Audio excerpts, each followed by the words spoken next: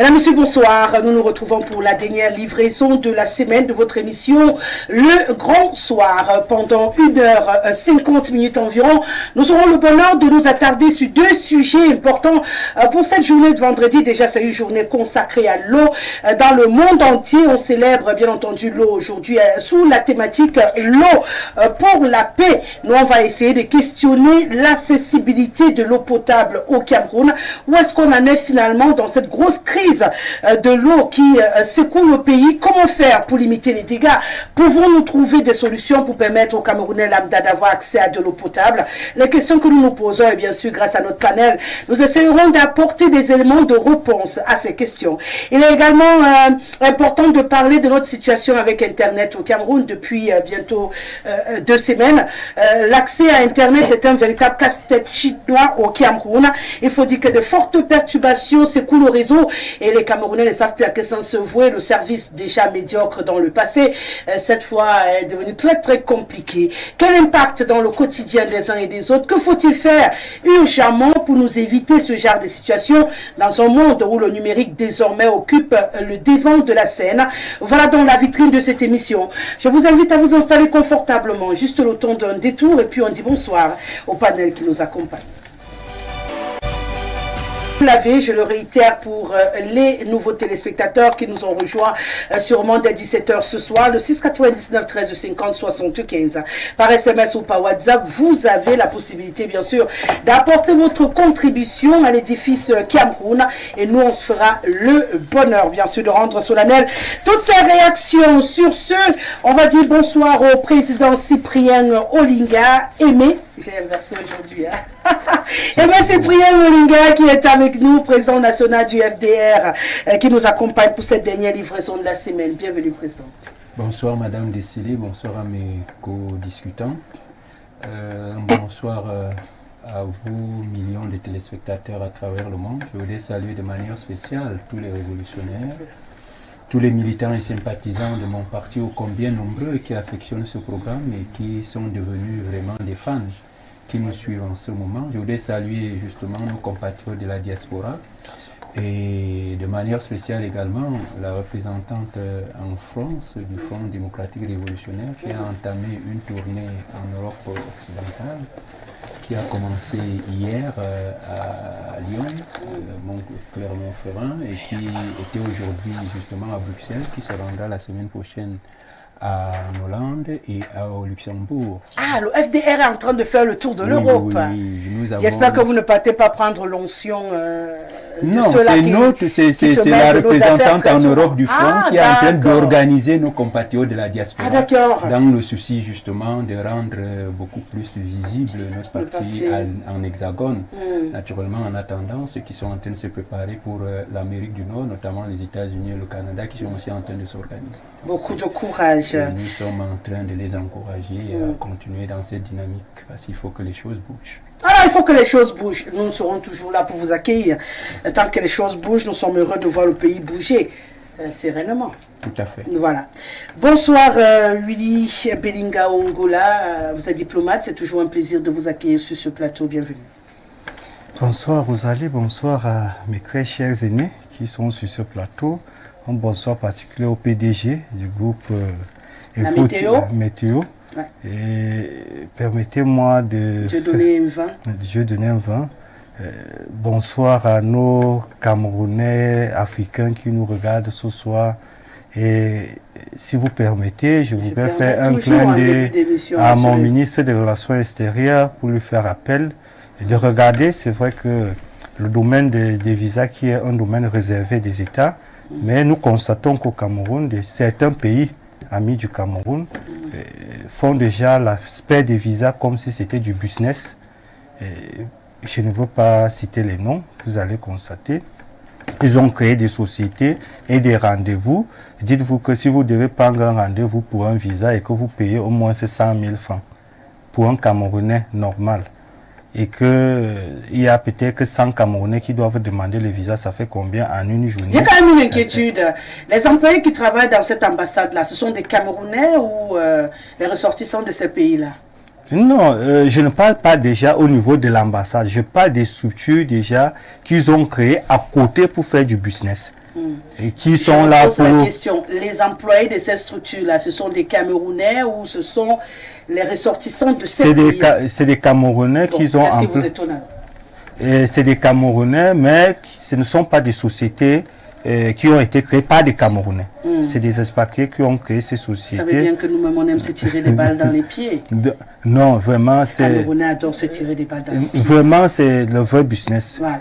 C'est du vrai business et que le ministre essaie de faire rappeler, c'est alors que ces représentants diplomatiques au Cameroun qui nous font d'ailleurs même, je puisse vous dire qu'au Cameroun, si vous déposez un visa, vous n'avez plus de règles normales. C'est-à-dire, si vous déposez vos dossiers normaux, vous restez chez vous, vous croyez que vous aurez le visa. Ça, c'est des choses qui n'existent plus au Cameroun parce que beaucoup ont pris l'aspect... On essaie de faire vivre les entremetteurs qui sont... C'est comme si on faisait du business dans les services consulaires et qu'ils puissent essayer, et qu'ils essayent de voir ce qu'ils peuvent faire pour que des Camerounais... Et c'est ça qui amène beaucoup l'immigration. Si vous faites des études dans l'immigration, c'est parce que des Africains, en allant dans ces pays développés tels que les pays européens, l'Amérique, ils ne croient plus rentrer et revoir le visa le lendemain.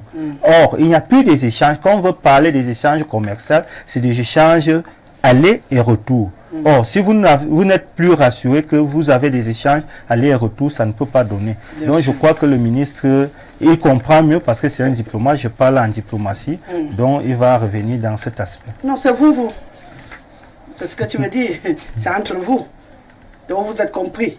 Ok, si j'ai au moins servi de passerelle pour que vous compreniez avec le ministre des Relations extérieures, c'est bien. Et je suis heureuse de vous avoir ce soir. Alors, Fabien Massigana, ça fait 1 an. Vous m'avez mis au côté. Que je vous ai boycotté. Et lorsqu'on se séparait, vous étiez le président du MOREP. Et aux dernières nouvelles, depuis octobre de l'an de grâce 2023, vous êtes militant du SDF.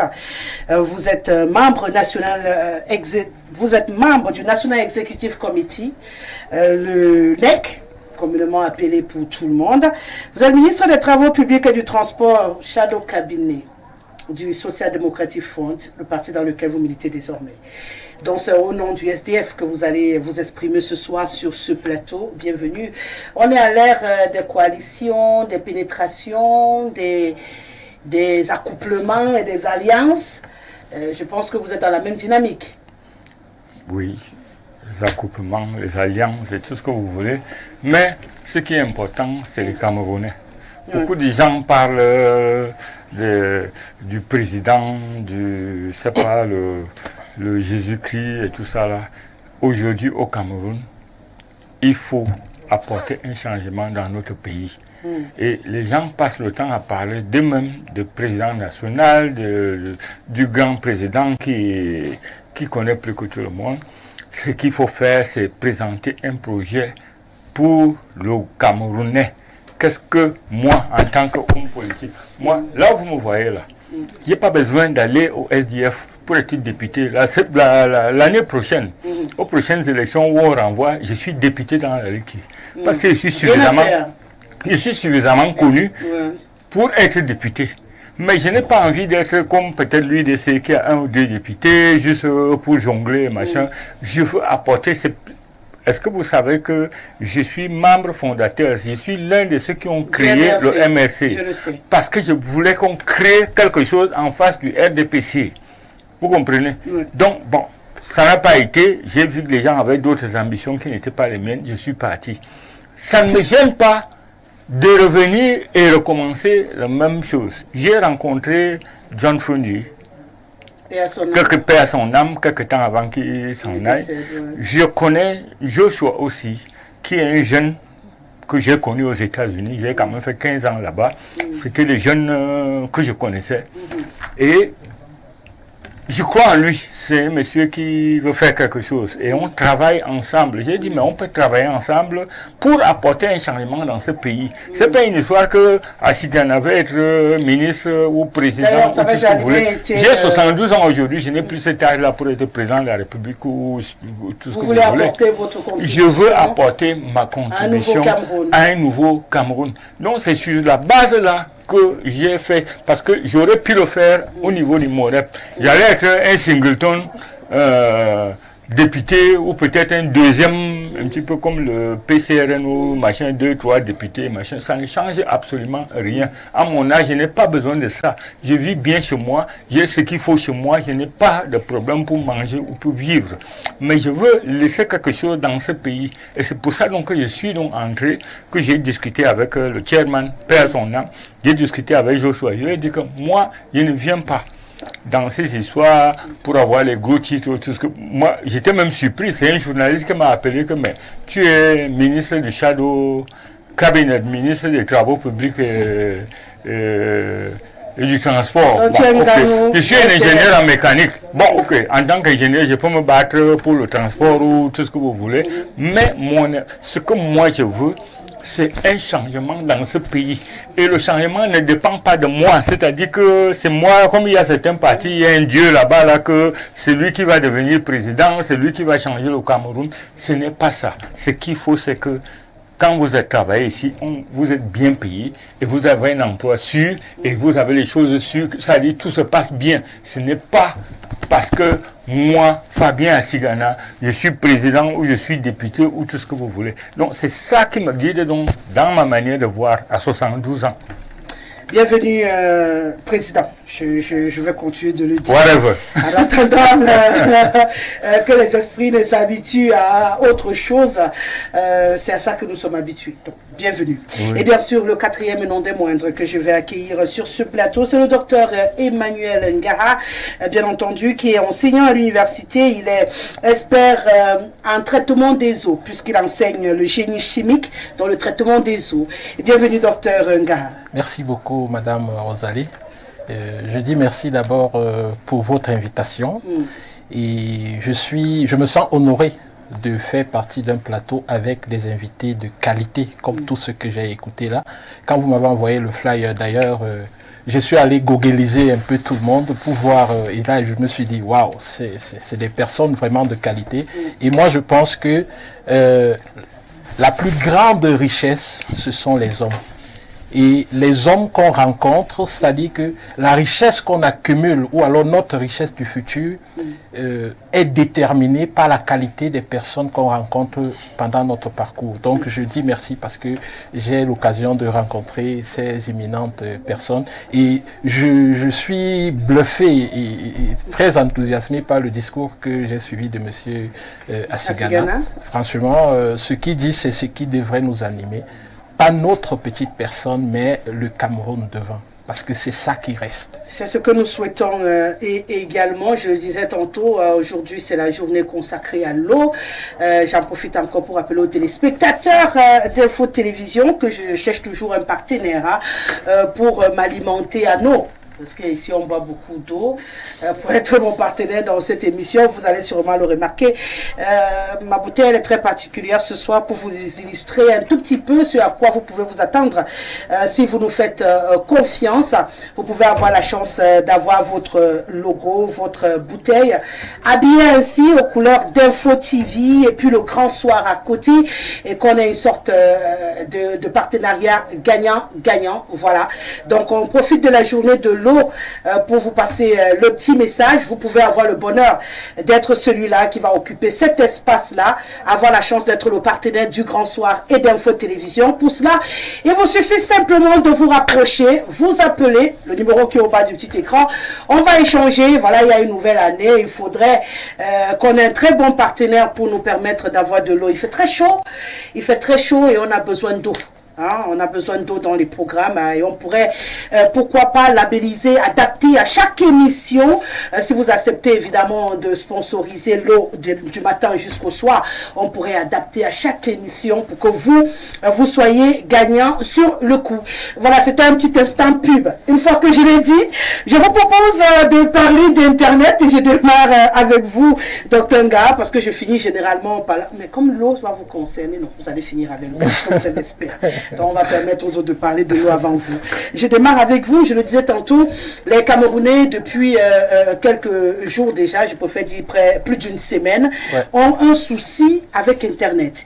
On n'arrive pas à manipuler, et par moments ça bloque là en pleine émission, les gens n'ont pas moyen de réagir et tout le reste. Parfois on a du mal à mettre les émissions en ligne pour avoir ce côté simultané qu'on a le bonheur d'avoir Info Télévision. Toutes nos émissions passent en simultané sur les réseaux sociaux pendant qu'on est assis ici. Et cette question d'Internet crée du manque à gagner à tout le monde. Comment c'est possible qu'un pays à l'ère du numérique ait ce type de problème pendant aussi longtemps? Moi, je vais vous dire une chose, peut-être vous allez être surprise. On n'a pas Internet au Cameroun. Ah d'accord. Oui. Donc, la panne là, cette panne, ce n'est que la suite de ce qui se passe. Il n'y a pas Internet au Cameroun, j'assume mes propos. Nous avons c'est un peu comme une dame qui met des plastiques, c'est-à-dire que des perruques qu'on met sur la tête, et puis vous demandez si elle a des cheveux, elle va vous dire qu'elle n'a pas des cheveux, ce sont des mèches, ce sont des plastiques, ce n'est pas Internet que nous avons. Je m'explique. Quand on est en Europe, dans un pays comme la France, la Turquie, on vous donne une connexion. Il y a deux sortes de connexions. Il y a une connexion descendante, c'est-à-dire vous recevez, c'est la réception, et une connexion montante. Donc ascendante. Voilà. Donc vous donnez. Ça veut dire que Internet, c'est un rendez-vous, comme on dit en turc, alish verish. C'est-à-dire, je prends, je donne. Voyez. Mais on condamne les Africains à être ceux qui prennent uniquement. Nous n'avons pratiquement que le débit descendant. C'est-à-dire, nous consommons et nous n'avons, c'est un peu comme si nous n'avons rien à proposer au monde à travers Internet. Et ça, c'est bien dommage. Vous vous rendez compte que le débit qu'on donne au niveau du Cameroun, quand vous voyez les offres qu'ils appellent illimitées, qu'ils ont ouvert déjà depuis juillet 2023, simplement parce qu'ils se sont rendus compte que Starlink a annoncé qu'il va, Elon Musk a annoncé qu'il va venir au Cameroun, ils ont ouvert des offres illimitées, entre guillemets. La promesse, c'est quoi? L'offre, je ne vais pas prononcer le nom des entreprises, mais l'offre qu'ils vous donnent... Ils ne sont pas nombreux, hein, c'est Orange, MTN, Capital au Cameroun. Donc, du coup, ils vous disent 12 mégabits à 30 000, c'est-à-dire le max 12 mégabits à 30 000. Vous savez ce qu'on promet en France? 500 mégabits par seconde à pratiquement le même prix. Et dedans, il y a appel illimité. Ça veut dire que vous ne chargez plus le téléphone pour appeler à côté. Vous avez des appels illimités, SMS illimités. Tout ça est dedans. Dans les 30 000. Dans les 30 000. Mais chez nous, on te donne 12. Divisez 500 par 12. Et donnez-moi le ratio. 12. Et ça n'atteint jamais 12. Il y a une application que tout le monde peut télécharger. Ça s'appelle Speed Test.net. C'est pour tester le débit. Quand vous testez sur SpeedNet, votre connexion, vous avez, même si vous avez payé 12 mégabits, vous avez 2, vous avez 3 en débit descendant. En débit montant, vous avez 0. Et c'est ce qui explique que quand vous voulez mettre une vidéo sur Internet, vous n'arrivez pas. Vous voulez mettre une vidéo, je paye une connexion à 30 000 le mois, je mets une vidéo sur Internet, et on me dit que c'est terminé. De 5 minutes, ça fait 2 jours. Et vous m'appelez sa connexion, moi je n'appelle pas sa connexion. C'est vrai, il y a une panneau, on va dire qu'il y a la fibre optique et tout. Que le requin a croqué les câbles. Mais oui, pour parler comme ce qui se dit un peu partout maintenant, oui, il y a la panne, mais il y avait quoi avant? Voilà. Il y avait quoi avant? Il n'y avait rien avant. Il y avait quoi avant? Le président Assigana, c'est assez compliqué quand même pour les Camerounais aujourd'hui. Hein. Le docteur nous dit qu'on n'a même pas Internet, donc nous on est en train de se plaindre même d'un net qui n'existe pas apparemment au Cameroun. Nous sommes bluffés, nous sommes arnaqués au quotidien par des entreprises qui se font des sous, des gros sous, pendant que nous on rame, mais on a envie d'être à l'ère du numérique. Qui parle de quelque chose qui est vrai. On met des émissions en ligne, on télécharge, on essaye de faire du e-commerce et tout cela a besoin du net. Si donc on est autant limité dans l'accès à Internet, pourquoi on nous parle du numérique au Cameroun? Pourquoi on nous demande de nous projeter vers les métiers du numérique? Si déjà nos autorités sont sûrement au courant de tout ça et savent qu'en fait ce qu'on nous donne c'est du bluff. Bon. Je vais avouer que je n'ai pas le numéro du ministre des Télécommunications. Si vous pouvez le trouver, il est mieux de l'appeler. Les télécoms ou de la communication? Je veux dire les télécoms. Ouais. Et vous lui posez cette question. Oui, bon, parce que moi, je ne peux pas répondre à cette question.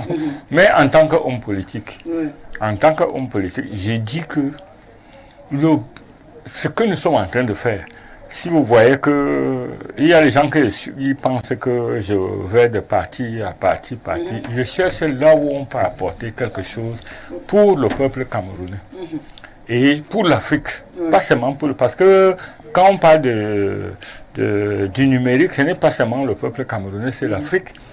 Vous comprenez? Ce qui signifie quoi? Ça veut dire que beaucoup de choses qu'il a dit est vrai. Mais ce n'est pas seulement au niveau du Cameroun. Il faut absolument que l'Afrique maintenant maîtrise son Internet, sa télécommunication. Qu'on ne soit pas là seulement à attendre que Bolloré ou je ne sais même plus qui là, qui a son Canal Plus ou chinois machin, pourquoi nous ne sommes pas capables de le faire? Et nous, si nous allons, et je pense que nous allons aller au pouvoir, nous allons gérer ce problème-là, que l'Afrique va avoir son propre système de télécommunication. Vous comprenez? Le reste, là, on va causer jusqu'à demain matin, oui, on va se plaindre, puis lancer les cailloux, prendre la bouteille, taper sur le... C'est inutile, ça.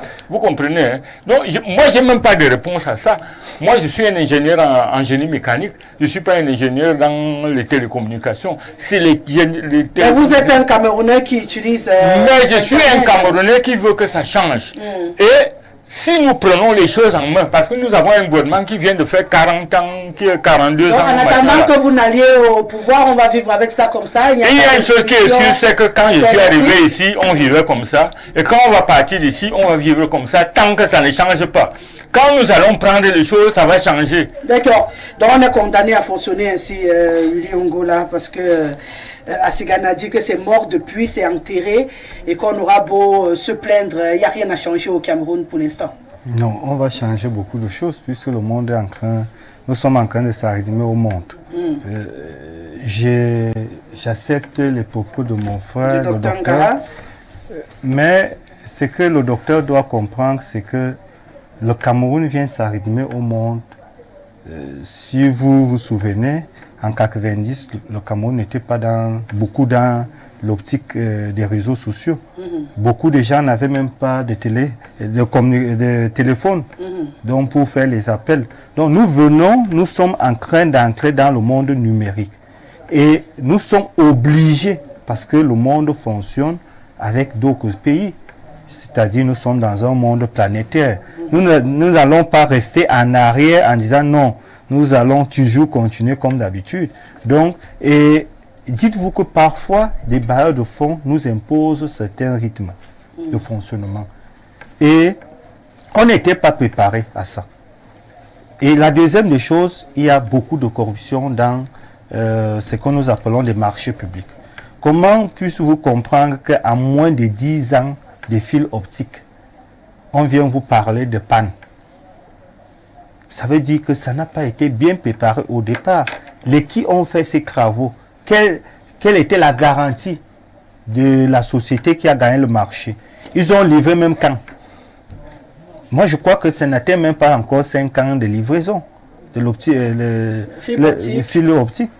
Puisque les travaux ne sont pas encore à terme.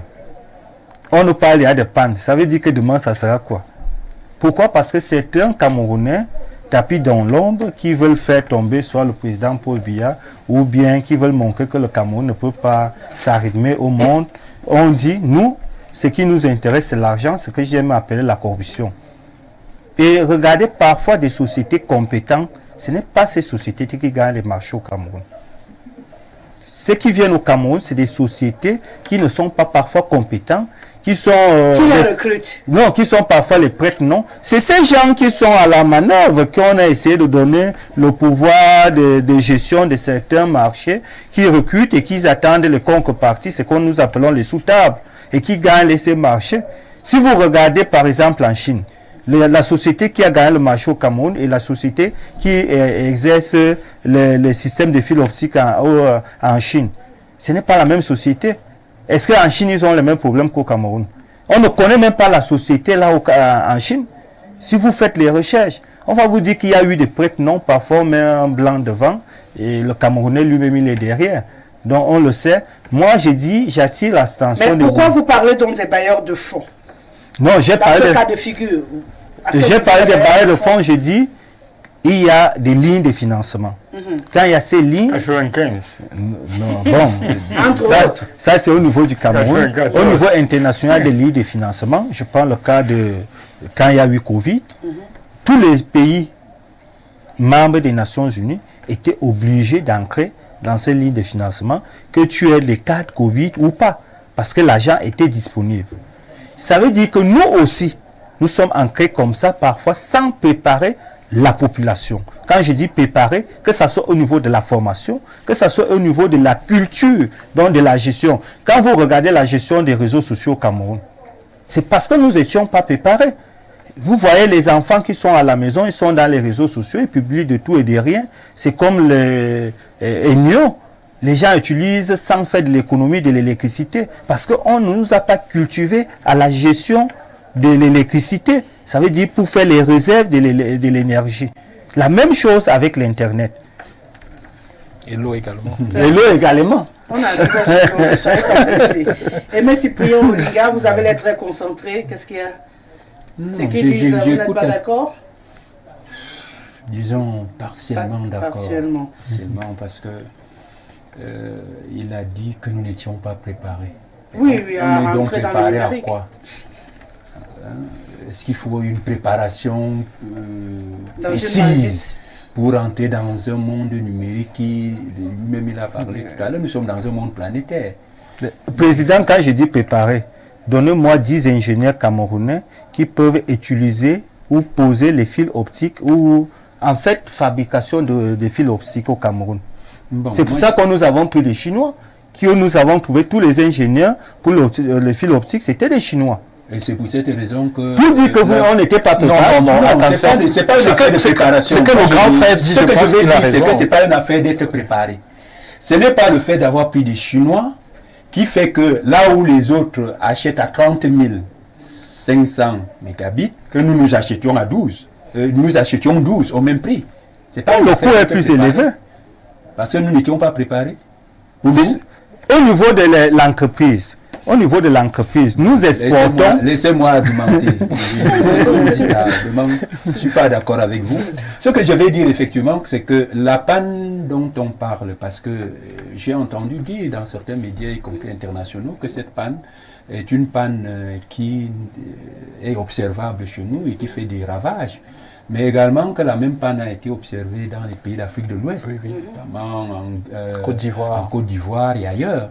Donc ça veut dire effectivement, et là moi je rejoins le docteur Ngara qui pense, moi je pense qu'effectivement des questions comme celle-là doivent être des questions prises, et partiellement aussi d'accord avec lui, des questions panafricaines en réalité.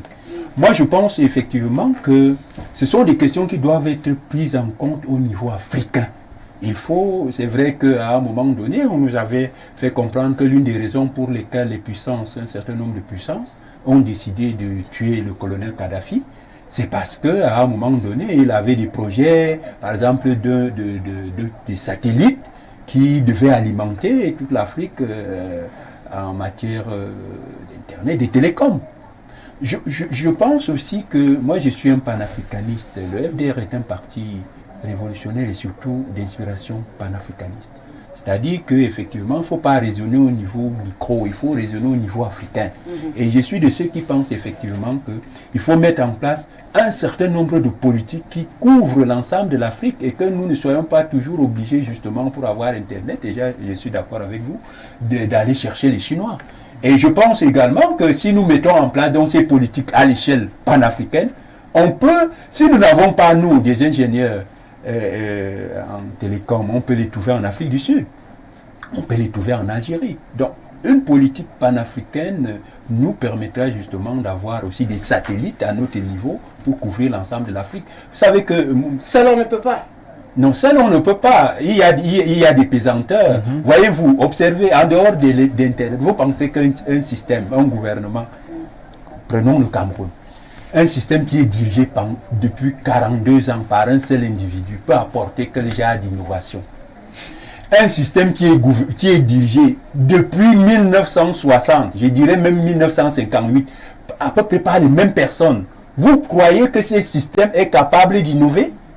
Voyez-vous, pour faire une petite digression, mais aujourd'hui, avant d'arriver dans ces studios, on nous a fait comprendre que depuis 2 semaines, on attend le renouvellement des chambres parlementaires et on a reconduit les mêmes arrière-grands-pères qui sont pour la plupart malades et dont les avions médicalisés attendent. Après avoir été réélus, certains vont reprendre les mêmes avions pour aller se soigner pendant 6 mois en attendant la prochaine élection, le prochain renouvellement du bureau. Dans 1 an pour revenir, se faire réélire et reprendre l'avion médicalisé pour aller se soigner. Donc vous pensez qu'un tel pays qui... Parce que c'est ces dysfonctionnements, vous avez à la tête d'un État des gens qui ne savent même pas de quoi on parle. Internet, ils ne peuvent pas véritablement avoir des politiques qui nous permettent effectivement de nous arrimer à la modernité, de nous mettre au même niveau que les autres. Donc les pesanteurs sont partiellement, je dirais, nos dirigeants sont responsables des retards et même des avatars que nous avons sur le plan technologique. Et il va falloir justement, moi j'interpelle les Camerounais, de se débarrasser de ces grands-papas, de les envoyer au village en 2025 pour mettre des gens qui peuvent penser le Cameroun, des gens qui peuvent jeter les bases d'une vraie république, d'une république moderne. C'est ça à quoi il faut... Mais si cette panne a cette dimension panafricaine, pourquoi la ministre des Télécoms a réuni les opérateurs pour demander qu'on trouve des mesures assez rapides sur place pour permettre aux Camerounais de fonctionner quand même? Est-ce qu'on ne peut pas y voir également une main noire qui a envie justement de couper la communication entre les populations? Non, puisque la panne, je vous ai dit, elle a même, certains ont même dit qu'elle a eu plus de ravages en Côte d'Ivoire. En Côte d'Ivoire, j'ai lu un article où on disait que la Côte d'Ivoire était le pays le plus touché même en Afrique. Il y a pourquoi je pose mais la surtout, question? nous aussi, parce que tous ces pays-là vivent à peu près les mêmes problèmes, oui, tout à fait. Les perspectives d'élection et tout le reste. Est-ce que ce n'est pas des goulots d'essai aussi? Ben, écoutez, madame, je suis en train de vouloir vous expliquer que nous sommes en train de vivre là en micro ce qui peut se manifester en micro à un moment donné. Ça veut dire que l'Afrique aujourd'hui est en train de vivre aux dépens d'un certain nombre de puissances. Et il faudra simplement que ces puissances, par un clic, un jour, disent que même le téléphone, vous n'avez plus, et vous n'aurez plus le téléphone. Je pense que des pannes comme celle-ci devraient amener nous, les politiques, à réfléchir pour dire, mais attendez, est-ce que demain, si ces gens même veulent nous mettre totalement, nous couper totalement du reste du monde, on pourra s'en sortir et chercher donc en interne, comme je disais, de manière panafricaine. Moi, je suis désolé de dire effectivement qu'il faut une nouvelle génération d'hommes politiques en Afrique et je suis heureux d'observer aujourd'hui que nos confrères révolutionnaires et panafricanistes sont très bien placés pour prendre le pays un pays comme le Sénégal dans quelques jours. On voit des jeunes ambitieux qui ont un programme qui s'arrime à cette volonté de la jeunesse africaine, n'est-ce pas, de se positionner comme étant également des gens qui peuvent apporter quelque chose à l'humanité, des candidats anti-système. Parce que si vous observez, dans la plupart de nos États, vous avez des néocolons, des gens qui sont là, qui ne travaillent pas forcément pour l'Afrique, mais on a l'impression qu'ils travaillent pour d'autres choses. Et quand vous avez donc une génération qui est en train de monter comme nous, ben je le pense humblement, des panafricanistes qui pensent qu'il faut réfléchir au plan africain avec des politiques qui sont transversales, c'est-à-dire qui partent d'un pays à un autre avec une espèce de vision. Comment cette solution panafricaine? Je suis en train de vous expliquer qu'il faut que sur le plan africain, qu'il y ait un certain nombre de pays qui ont une vision à peu près commune, qui se mettent ensemble, qui mettent les mains ensemble, justement pour avoir également nos satellites. D'abord, nos satellites, et nous n'aurons plus forcément ce genre de problème, les satellites et ainsi de suite pour contrôler nos télécoms. Parce que justement, puisque nous dépendons des autres, il suffira que même la fameuse fibre optique, on dit que la nôtre, comment se fait-il donc que celle que nous avons, et on dit que ça part du Cameroun pour le Brésil, et les mêmes problèmes, est-ce que c'est nous aussi, la même fibre optique qui alimente la Côte d'Ivoire? Oui. Ça veut donc dire qu'il y a un souci. Il y a un souci. Il faut même peut-être passer de la fibre optique au satellite Parce que justement, j'ai entendu dire pour un certain ceux qui nous donnent ces choses-là ici, je pense au Orange, sans publicité, qu'ils ont demandé à leurs responsables sur place d'essayer de chercher des solutions palliatives. C'est-à-dire que, comme probablement la fibre optique a un souci, peut-être d'utiliser les satellites.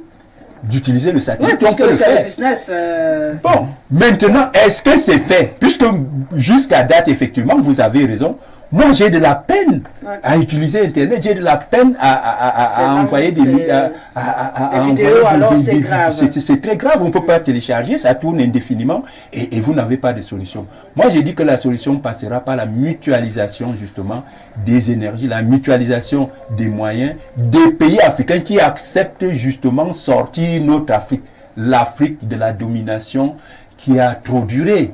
Il faut qu'on ait des visionnaires et je suis heureux que vous avez une jeunesse au Sénégal qui est arrimée à nos idées ici. Vous avez une jeunesse au Tchad, des Masra qui est arrimée. Vous avez même les pays de l'AES. Parce que quand vous voyez la vision, on peut regretter que là-bas, ce soit les militaires qui aient pris les devants de la scène. On aurait souhaité que ce soit des politiques comme nous également qui prennent et qui conduisent les politiques que les militaires sont en train de... Des politiques de souveraineté, des politiques d'assumer nos indépendances et d'arrimer nos pays à la modernité. Donc, il faut dire que le panafricanisme et la mutualisation des énergies, la mutualisation des ressources, la mutualisation des intelligences pour que nous ayons des satellites africains, des télécoms, pour que nos télécoms soient gérés au niveau africain, ce sera la solution, mais ce sera à terme. Il faudra préalablement nous débarrasser de ces néocolons qui ne nous ont pas vraiment fait avancer. D'accord. Docteur Nga, on comprend aujourd'hui qu'il s'agit d'un problème de souveraineté numérique des États africains, finalement, puisque ce sont eux qui sont touchés et pour la totalité, ils sont servis par des pays occidentaux en termes de fibre optique. Aujourd'hui, il y a beaucoup de pays sur le continent, notamment les plus costauds quand même, le Cameroun et la Côte d'Ivoire, monsieur et madame, qui aujourd'hui font face à ce sérieux problème. Et lorsque l'on sait les échéances qui attendent de ces pays-là, la situation actuellement à l'intérieur de ces pays, on a quand même envie de se demander si ce n'est pas une façon, une sorte de pression qu'on essaye de faire. Est-ce que ça ne doit pas pousser au débat qui doit mener justement à cette souveraineté numérique de ces États africains? Je pense que dans ce sens-là, ceux qui m'ont précédé ont dit beaucoup de choses très très pertinentes que je ne saurais remettre en cause. Mais vraiment, au-delà de ça, je reviens sur le fait qu'au-delà de ça, il y a beaucoup de choses que nous pouvons faire, mais que nous n'arrivons pas à faire. Je vais vous prendre un exemple. Quand on dit aujourd'hui, on fait la fiscalité, on dit, OK, on va taxer ceux qui gagnent l'argent sur Internet et tout, mais moi ça m'amuse. C'est ridicule. Parce que donner Internet aux gens, Madame Rosalie, est-ce que vous savez que avec une connexion Internet de 500 mégabits par seconde, je m'enferme en Guélémendouka. Je fais 2 millions par mois seul. Et je paye les impôts avec ces 2 millions.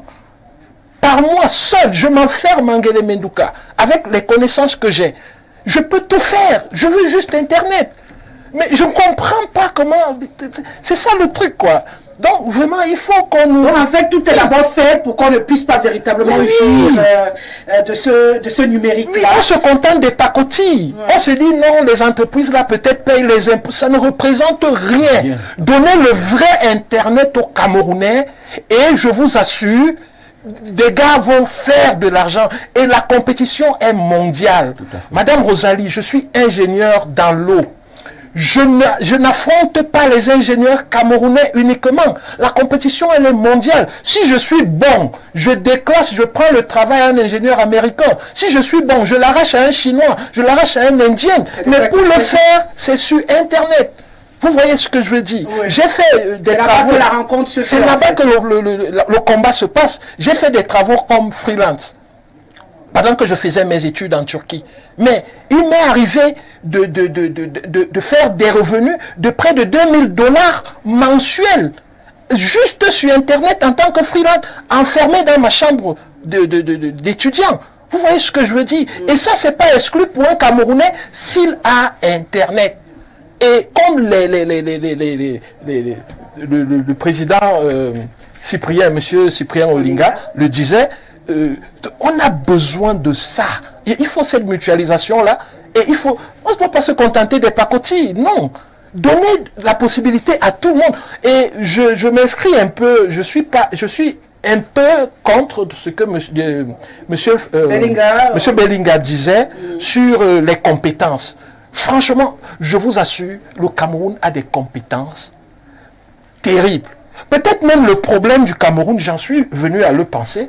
Vous savez, les génies sont difficiles à gérer. Oui. Si vous avez des génies dans votre entreprise, vous avez un gros problème. L'entreprise aura du succès à cause de ces génies, mais vous aurez un gros problème de la gestion de ces génies. Si on prend le football qui est populaire, j'ai vu le coach de Mbappé dire l'autre jour, Mbappé est ingérable, Mbappé se gère seul. Ouais. Quand un coach du PSG dit ça d'un joueur, c'est tout dit. Et quand on revient dans les Lions, on voit ce qui se passe. Et même dans les entreprises, vous avez un génie. Le génie ne s'accommode pas de trop l'orchestration, l'ordre total. Vous allez remarquer, même quand vous avez un enfant qui est hyper intelligent à la maison, il ne range pas ces choses comme tout le monde. Parfois, il y a des cahiers posés, mais seulement il sait, là où chaque chose se trouve. Exactement. Vous regardez, quand tu essaies de bouger, il va te dire que tu as mis le désordre dans ses affaires. Parce qu'en fait, c'est dans ce désordre qu'il se retrouve. C'est peut-être ça le problème du Cameroun. De quoi vous parlez. C'est peut-être ça le problème. Nous sommes... J'ai eu le même problème. Le Camerounais est un peuple... Le Cameroun est un peuple... On est un peuple brillant. On n'a pas de problème de compétences. On ne prend pas les Chinois parce qu'il n'y a pas de compétences locales. La raison est ailleurs.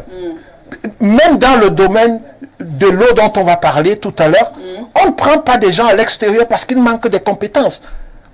Madame Rosalie, je suis allé au Pakistan faire des prestations.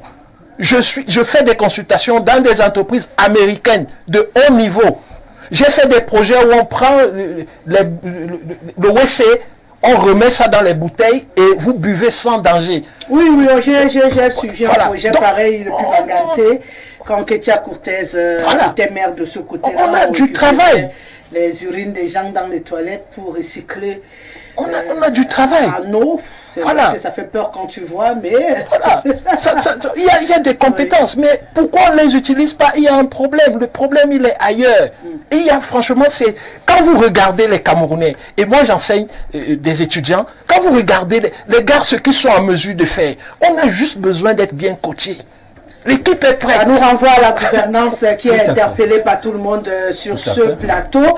S'il faut juste les bonnes décisions et les bons accompagnements, c'est ce qu'on appelle la gouvernance de façon générale. Il faut que ceux qui prennent les décisions pensent à permettre donc aux Camerounais intelligents de trouver les bonnes décisions pour leur pays. Parce que là, on ne va pas se farcir, excusez-moi l'expression, cette question de perturbation d'Internet longtemps. Regardez par exemple, ça commence à faire monter la sur Internet là, par exemple, il y a un truc qu'on appelle PayPal, c'est une banque en ligne, sans publicité, et elle permet aux petits entrepreneurs de vendre même à l'international, parce qu'on peut on peut faire les paiements uniquement par email. Mais tenez-vous tranquille, le PayPal que vous créez au Cameroun vous permet de payer, mais pas de recevoir de l'argent. Qu'est-ce qui bloque? Je dis, l'Afrique n'existe pas sur Internet. Oui, je le sais. Quand vous avez un business en ligne sur Internet, YouTube et tout, il faut toujours partir à l'extérieur ou utiliser les VPN. Si tu travailles vraiment sur Internet et si tu n'as pas un VPN, je ne sais pas ce que tu peux faire. Je ne comprends pas comment on peut faire ça. On fait ça comment? Je ne comprends pas. On fait ça comment? On fait ça avec les grands-pères qui ont décidé de confisquer l'État et de ne rien faire, de se soigner éternellement, sans travailler. Et qu'on vient de réélire. C'est très profond. Comment on te dit, tu vas seulement payer, tu ne vas pas recevoir de l'argent? Bon, mais c'est quelle histoire? Du Cameroun, nous, on paye seulement. Vous faites un paiement, vous prenez une carte bancaire du Cameroun, vous faites un paiement en ligne, dès que ça dépasse 1 million, on bloque. Vous allez à la banque, on vous dit que non, vous devez attendre 30 jours pour continuer à faire encore un autre paiement. Mais l'Afrique n'existe pas. C'est horrible. Et vous payez en ligne, on vous prend le dollar, la banque camerounaise vous fait peut-être 15% de plus sur le dollar. Je prends la même somme, j'envoie dans ma banque en Turquie, je fais un paiement avec la devise qui s'affiche en ligne. Mais comment voulez-vous qu'on s'en sorte avec ça?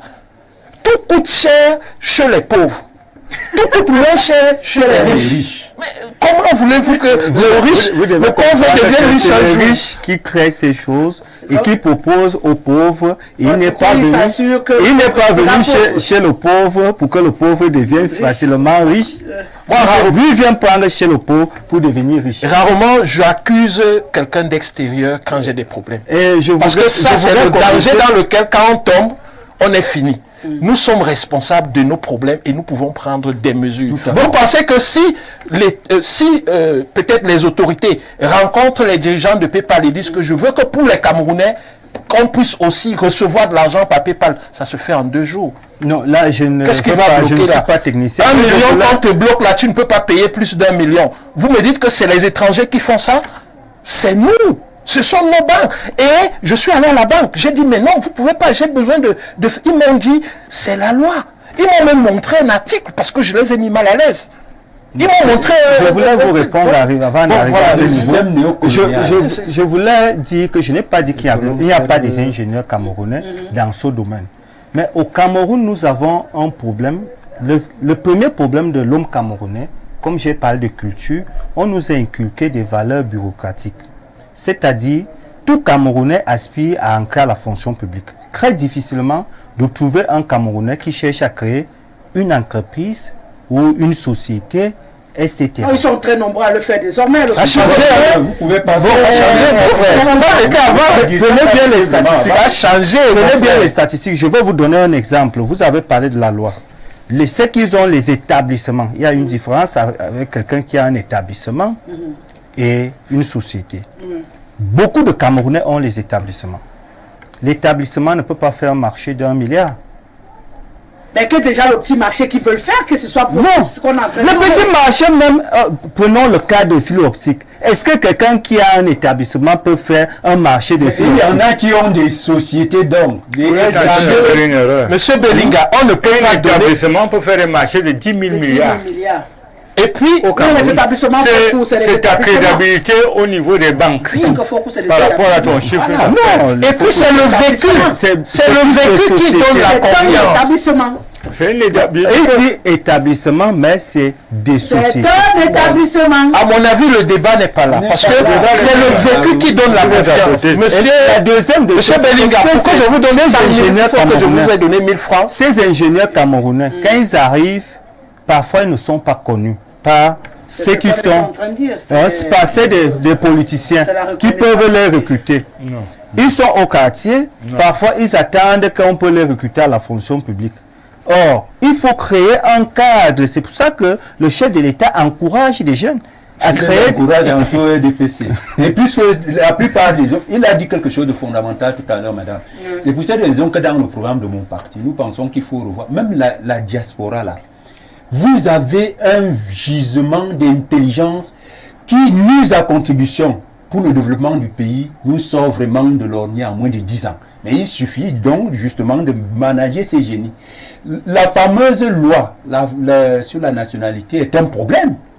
Quand on sait justement que ces néocolons qui occupent tous les postes de responsabilité au Cameroun ont des nationalités étrangères, je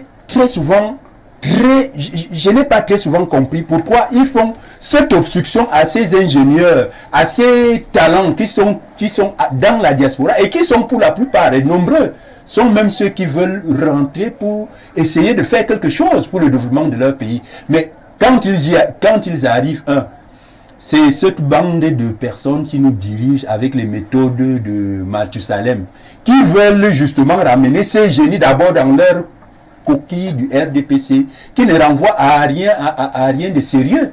Donc moi je pense qu'il faut effectivement que la classe politique, que les hommes politiques que nous sommes, essayons justement de rassurer nos compatriotes qui ont également l'expertise et qui ont la volonté. Je connais même un certain nombre de Camerounais à l'étranger qui sont prêts à venir avec des financements pour engager des grands projets à même de nous sortir justement de l'ornier. Mais qu'est-ce qu'on observe? Mais la corruption, nous avons un système qui est totalement corrompu. Monsieur, nous avons une bande de personnes qui ont pris le pays et qui pensent que leur signature vaut de l'argent. C'est-à-dire que quand des gens viennent avec des projets qui sont à même de sortir notre pays du sous-développement, on leur dit, on leur exige des pourcentages. Or, ces pratiques, on ne les observe pas ailleurs. Monsieur Olinga, oui, je suis d'accord avec ce que vous dites, mais j'aimerais ouvrir une porte. La porte, c'est mon témoignage. Je me suis formé en Turquie et en France. Parce que j'ai eu une bourse du gouvernement turc et j'avais également une bourse du gouvernement français. Finalement, j'ai combiné les deux. Maintenant, je suis revenu. Vous voyez. Je suis revenu comment? L'un des déclics a été ma rencontre avec l'ambassadeur du Cameroun en Turquie, qui est quelqu'un, franchement, qui est un digne fils du Cameroun et qui bosse vraiment. Donc, ça a été le déclic et de fil en aiguille, il m'a redonné cette rage-là de revenir au Cameroun. Et après, il y a eu la faveur du recrutement des enseignants du supérieur que le chef de l'État... Les 25 000 Non, pas les 25 000. Il a lancé 3 vagues de recrutement, le chef de l'État. Et j'ai été recruté dans l'une de ces vagues-là. Et je me suis décidé à revenir. Je suis conscient des difficultés que vous soulignez parce que avant de me décider à revenir, je suis venu plusieurs fois avec des investisseurs, avec des partenaires pour des projets. Ça marchait ou ça bloquait? Franchement, je n'aimerais pas entrer dans les détails. C'est pour ça que je dis que je suis d'accord avec ce qu'il dit. Donc, mais si on pense que le Cameroun, c'est notre pays, et notre communauté, nos parents sont là, nos ancêtres sont là, dans la vie, il y a toujours des obstacles. On doit apprendre à contourner ces obstacles-là et à avancer.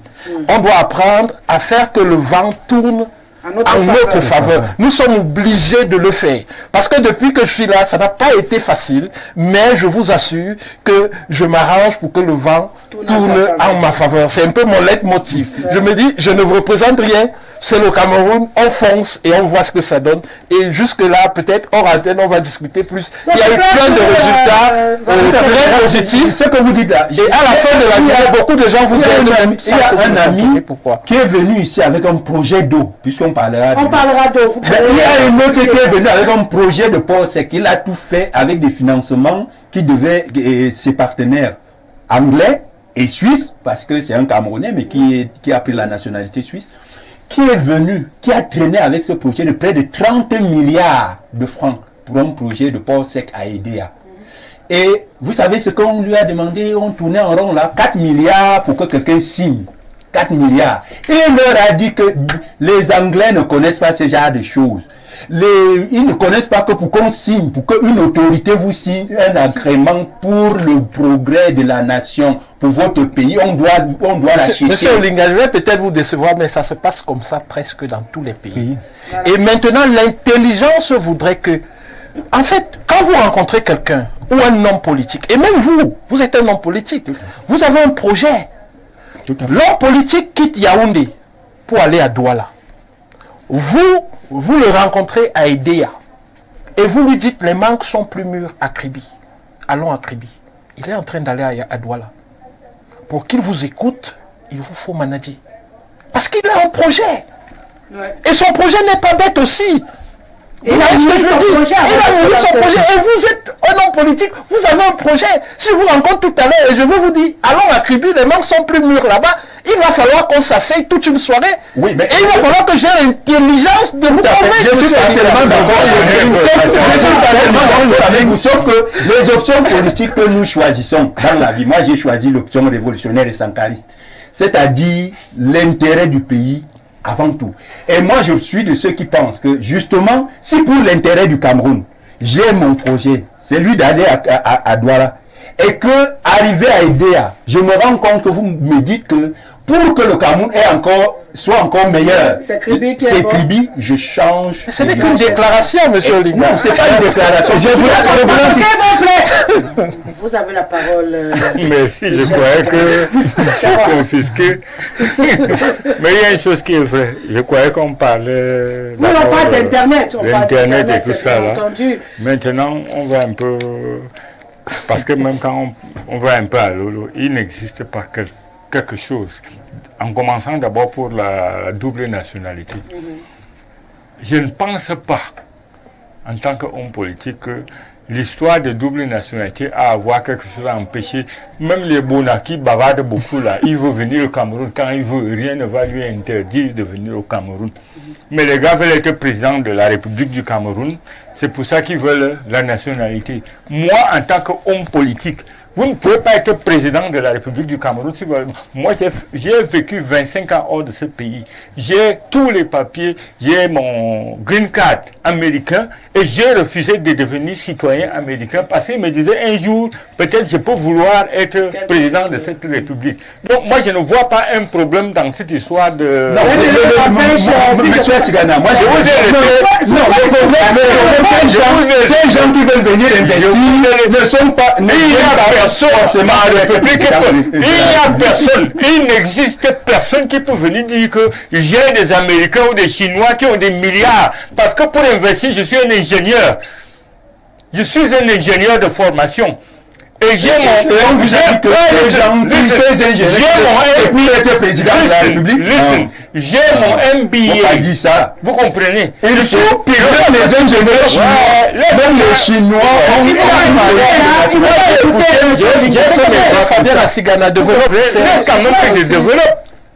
Vous comprenez? Les gens viennent ici, oh, je suis avec des Chinois, des Japonais, ils ont des milliards. Il n'y a personne sur cette terre, sans aucune étude de faisabilité, qui prend une valise avec des milliards et il vient et il dit que j'ai de l'argent, je vais investir. C'est faux. C'est absolument faux, ça n'existe pas. Et qui vous a dit qu'ils sont venus sans études? Qui vous a dit qu'ils sont venus sans études? Donc sans projet, on vient. Des conditions de financement. Il y a 3 types de financement au niveau international. S'il vous plaît, je vais résumer pour qu'on puisse avancer. Hein. D'après les tests du Cameroun, je ne crois pas qu'un Camerounais qui a la double ou la triple nationalité n'a pas le droit d'investir au Cameroun. Mais il y a des même sur le droit foncier, vous avez vu le s'il vous plaît, monsieur Olinga, là je donne seulement l'information au Camerounais. Vous avez vu le code foncier, il y a des entraves. S'il vous plaît. Est-ce que vous connaissez l'immeuble Ajal? C'est pas un Libanais. L'immeuble Ajal qui est à Ouada, c'est pas un Libanais qui a l'immeuble là. C'est pas en République du Cameroun. C'est pas un Labonais. Nationalité camerounaise. Mais il a double nationalité. Il a double nationalité. Ajal qui est mort là, il avait l'immeuble Ajal, c'est-à-dire un titre foncier en République du Cameroun. Et en même temps, il était libanais. Vrai ou faux? Vrai. Mais donc, ça gêne quoi? Faites des affaires. En fait, ce que je voulais conclure, c'était que c'est le côté diriger des postes de responsabilité c'est tout qui leur est interdit. Oui. Donc, si quelqu'un a la volonté de venir, même s'il y aura les difficultés, comme il a dit, sur place, on a du mal à acquérir des terrains. Oui. On a du mal à avoir des titres fonciers, nous-mêmes qui sommes au Cameroun. Oui. C'est une machine de guerre que tout le monde veut combattre. C'est ça. Tu as plus forte raison, eux qui viennent. Donc, on a les mêmes problèmes à ce niveau-là. Mais maintenant, s'ils veulent venir investir, ça n'a rien à voir. Mais s'ils veulent devenir ministre, député, autre, là, c'est une autre personne. Parce que même ça, c'est encadré. Dans ce domaine, c'est moi qui devrais vous répondre. Non, on va faire parler. Non, normalement, s'il vous plaît. C'est comment? Vous prenez la parole ici, on est au champ. On est à la télévision. Tout le monde a beaucoup bavardé là. J'ai dit que mon débat n'est pas ça. Je n'avais pas un débat de double nationalité. Ça, j'ai ouvert la vanne pour qu'on comprenne que c'est un problème aujourd'hui de souveraineté africaine. Pour se sauver de ces perturbations. Point. C'est ça qui a ouvert un peu la faille au problème des Africains. Je referme la faille et je reviens sur mon émission. Sinon, on va me prendre de tout l'heure qui va rester pour discuter de qui aime trop ou qui veut bien venir investir ou pas. C'est pas ça l'objet du débat. Mais je me sens que ce sujet est très intéressant. On va le remettre la semaine prochaine. Et vous viendrez défendre les doubles ou les triples nationalités. Ou moi, je viendrai. Non, les Cameroun, c'est ça le problème. Vous viendrez. C'est tous les jours on est là. Oui. Donc laissez-moi la police maintenant les messages. Et puis on parle de l'eau. Hein? L'eau c'est la vie. Tout à fait. J'ai fait d'abord parler des téléspectateurs. Voilà, sublime solaire, la grande Rosalie. Olinga, mon ami le révolutionnaire, attendant le changement au sein des municipales et législatives, à nous présenter des fantasmagories électives. Willy, le diplomate dans des dénonciations du Makala Party, voulant tuer de bonnes agapes nutritionnelles des collègues au Sombok. Fabien, que je revois après une période sabbatique médiatique de sofa don't finish. Malheureusement, tu devrais quitter ce navire de positionnement vers Etoudi. Emmanuel, le traiteur de la sécheresse comme dans Masanaga maritime, a me donné des céphalées cervicales. Lors de mon passage, j'ai couru après au bureau d'en face. Malchance, c'est ma soctoma. Rosalie, nous sommes victimes de turpitudes managériales politicatron à nous imposer par une casse de présidentron, autorité préfectorale de la grande métropole dans des pays oui, qui hier ont désavoué la vision du feu Kadhafi, voulant nous sortir de ce néocolonialisme communicationnel afin de nous poser des technologies d'avant-garde où nous aussi aurons manifesté notre autonomie. Malheureusement, on l'a assassiné. Rosalie, j'aurais mieux préféré Willy Menge que l'autre Willy l'églisien de la mission étatique du R, dépendant des gouverneurs de la grande métropole. Tu connais Willy Menge? C'est Massop Thomas, Willy Menge du MRC.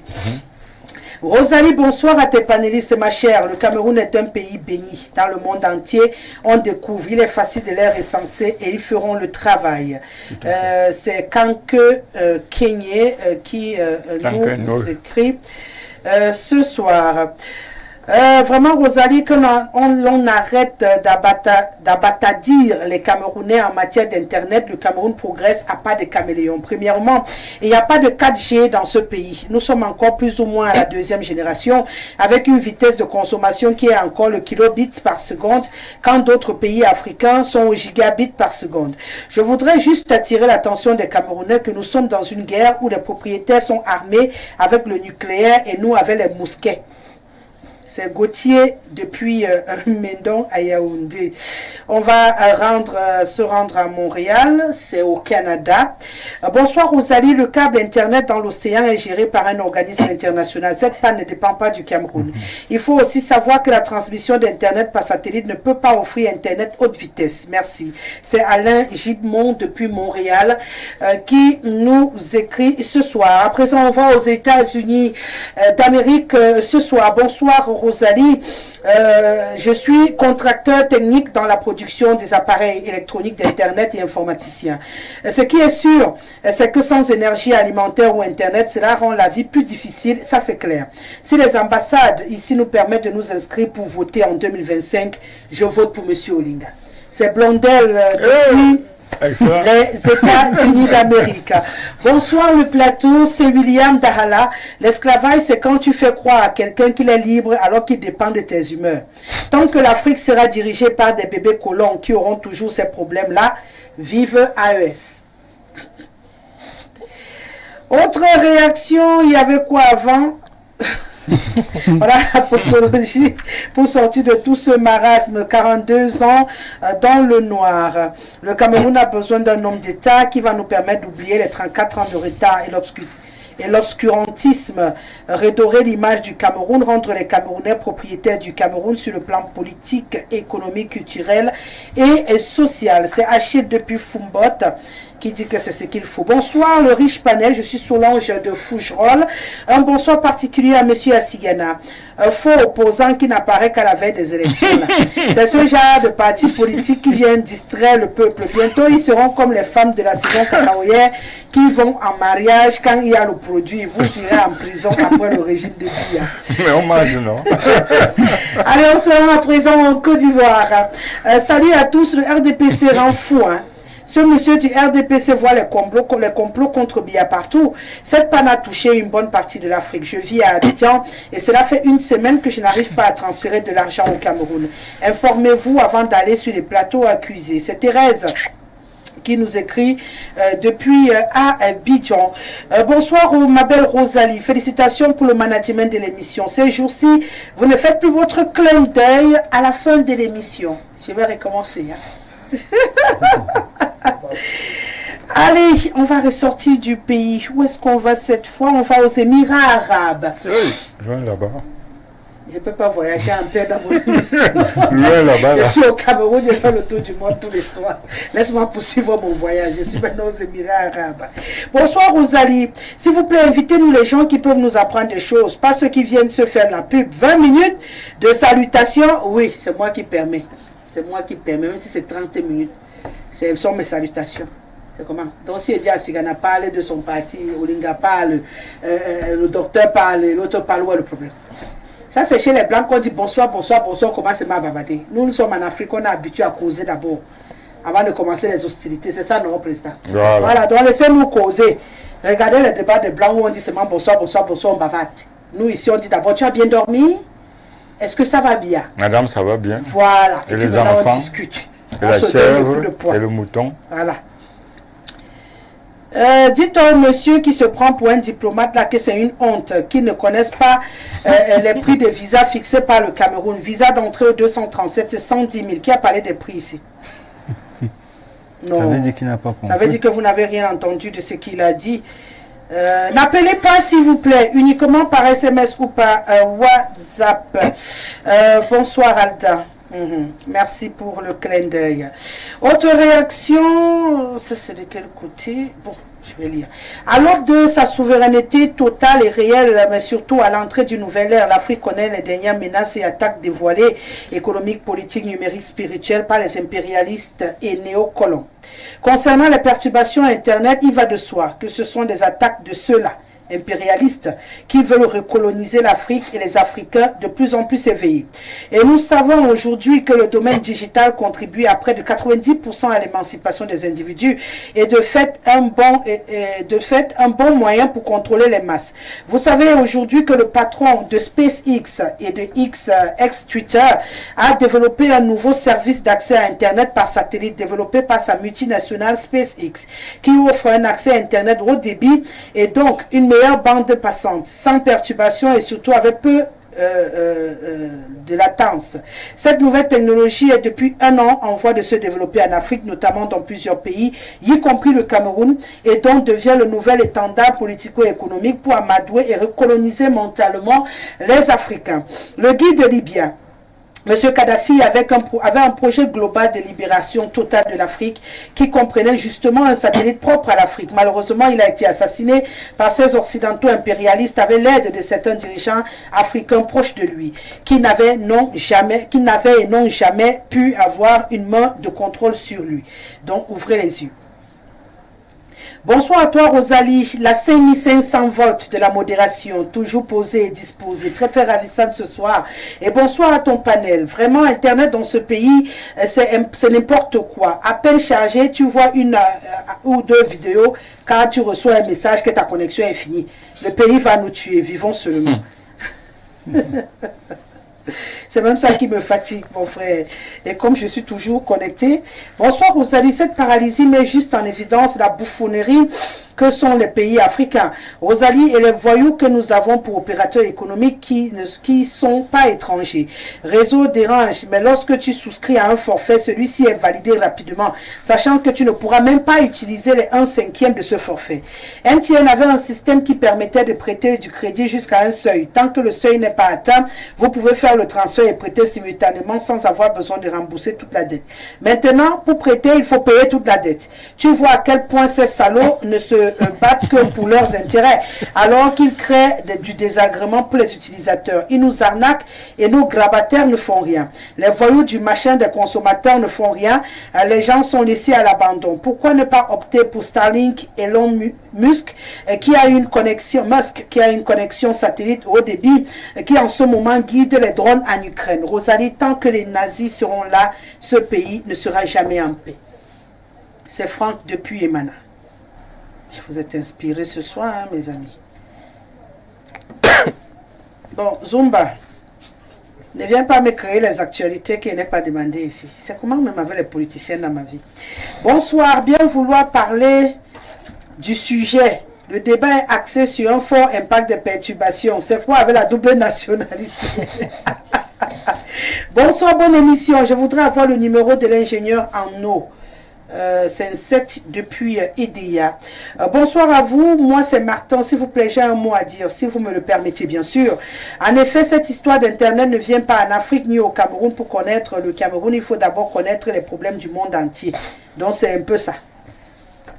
Bonsoir à tous les panélistes. Je pense que l'Occident est en train de faire le chantage aux Africains, d'où l'urgence pour l'Afrique de conquérir son indépendance effective. Kadhafi a été tué juste parce qu'il avait cette vision. C'est Abdou Ramani depuis Yagua qui nous écrit. Ah là là, le temps passe vite. Je suis obligé de m'arrêter parce qu'on doit parler d'eau. Vous êtes très nombreux à réagir. Merci de cette fidélité. C'est un problème qui nous tient à cœur. On aura sûrement l'occasion encore de parler de cette situation au cas où rien ne rentre dans l'ordre rapidement. C'est clair que l'émission étant axée sur l'actualité, on pourra à tout moment revenir sur cette question d'Internet. Là, c'est une journée consacrée à l'eau. Je le disais tantôt, aujourd'hui, journée mondiale de l'eau. Le thème, l'eau pour la paix. C'est vrai que le thème, il est un peu bizarre. Hein? Il ne dit rien, donc il ne nous intéresse pas vraiment. Nous, on va rapprocher le problème de nous ici. On va parler de la galère de l'eau potable qu'on vit au Cameroun, la crise de l'eau potable. Hein, Président Olinga, je commence par vous cette fois, que nous avons ici au Cameroun. Que se passe-t-il exactement pour qu'un pays, comme tous s'accordent à le dire, qui a de l'eau partout, les coups d'eau partout, réussisse à avoir autant de problèmes d'eau potable? C'est le manque de vision, le manque de planification et surtout le manque de l'incompétence de ceux qui, de mon point de vue, sont en charge de ce domaine-là. Je crois que c'est ça, c'est une lapalissade. Nous avons justement plein de cours d'eau. Je me suis toujours posé la question de savoir pourquoi est-ce que dans un pays comme le nôtre, on peut se retrouver avec une espèce de monopole, une société de distribution d'eau qui a le monopole sur l'étendue du territoire. Est-ce que c'est logique?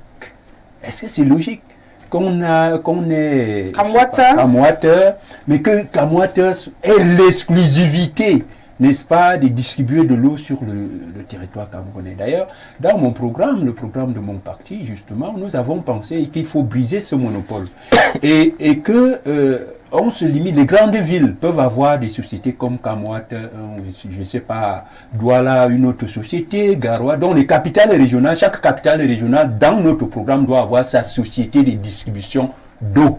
C'est comme ça que nous avons solutionné dans le programme révolutionnaire de redressement national cette affaire.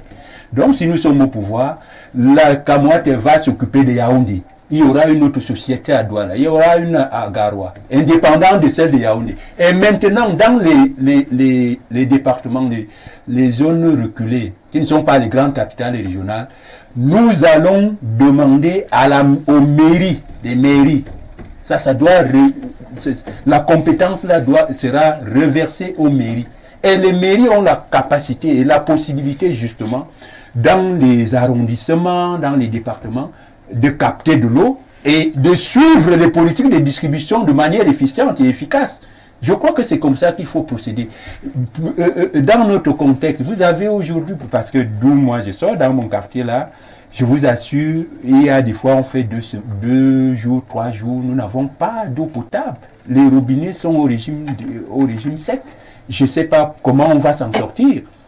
Et naturellement, on m'a fait comprendre également que nos dirigeants, ils ont de l'eau minérale, ils se lavent même avec, donc ils ne sont pas très préoccupés par ce domaine-là. Je pense que c'est comme je disais, donc c'est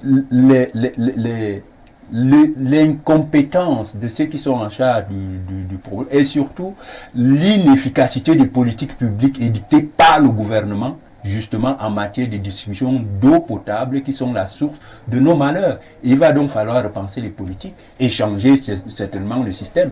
Parce que nous pensons effectivement qu'en ramenant chaque société au niveau des grandes villes, des capitales régionales, à ne s'occuper que de la ville en question, il est possible effectivement qu'elle soit plus efficace dans le suivi, n'est-ce pas, de la distribution et qu'elle soit prompte, cette société-là, à répondre efficacement aux préoccupations lorsqu'il y a des dysfonctionnements. Mais lorsque vous avez une société qui s'occupe de Yaoundé, qui s'occupe de Douala, qui s'occupe de Bafoussam, qui s'occupe de Garoua et de Maroua, et qui, de mon point de vue, est basé soit à Douala, vous ne pensez pas que vraiment vous pouvez faire quelque chose de bien et capable justement de résoudre la question. En eau potable, je résume, il n'y a pas de décentraliser la gestion de l'eau potable au Cameroun si on voudrait avoir une chance de permettre aux Camerounais d'avoir de l'eau potable.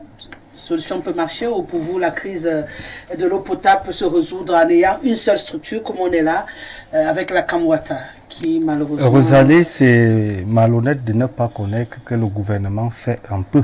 Je n'ai pas dit que fait, mais un peu. Bon. Parce que au niveau... Tu n'as pas dit beaucoup, mais tu as dit un peu. Un peu. D'accord. Déjà au niveau de la distribution avec Camwater, il y a quand même beaucoup de changements. Des changements qui évoluent au jour le jour.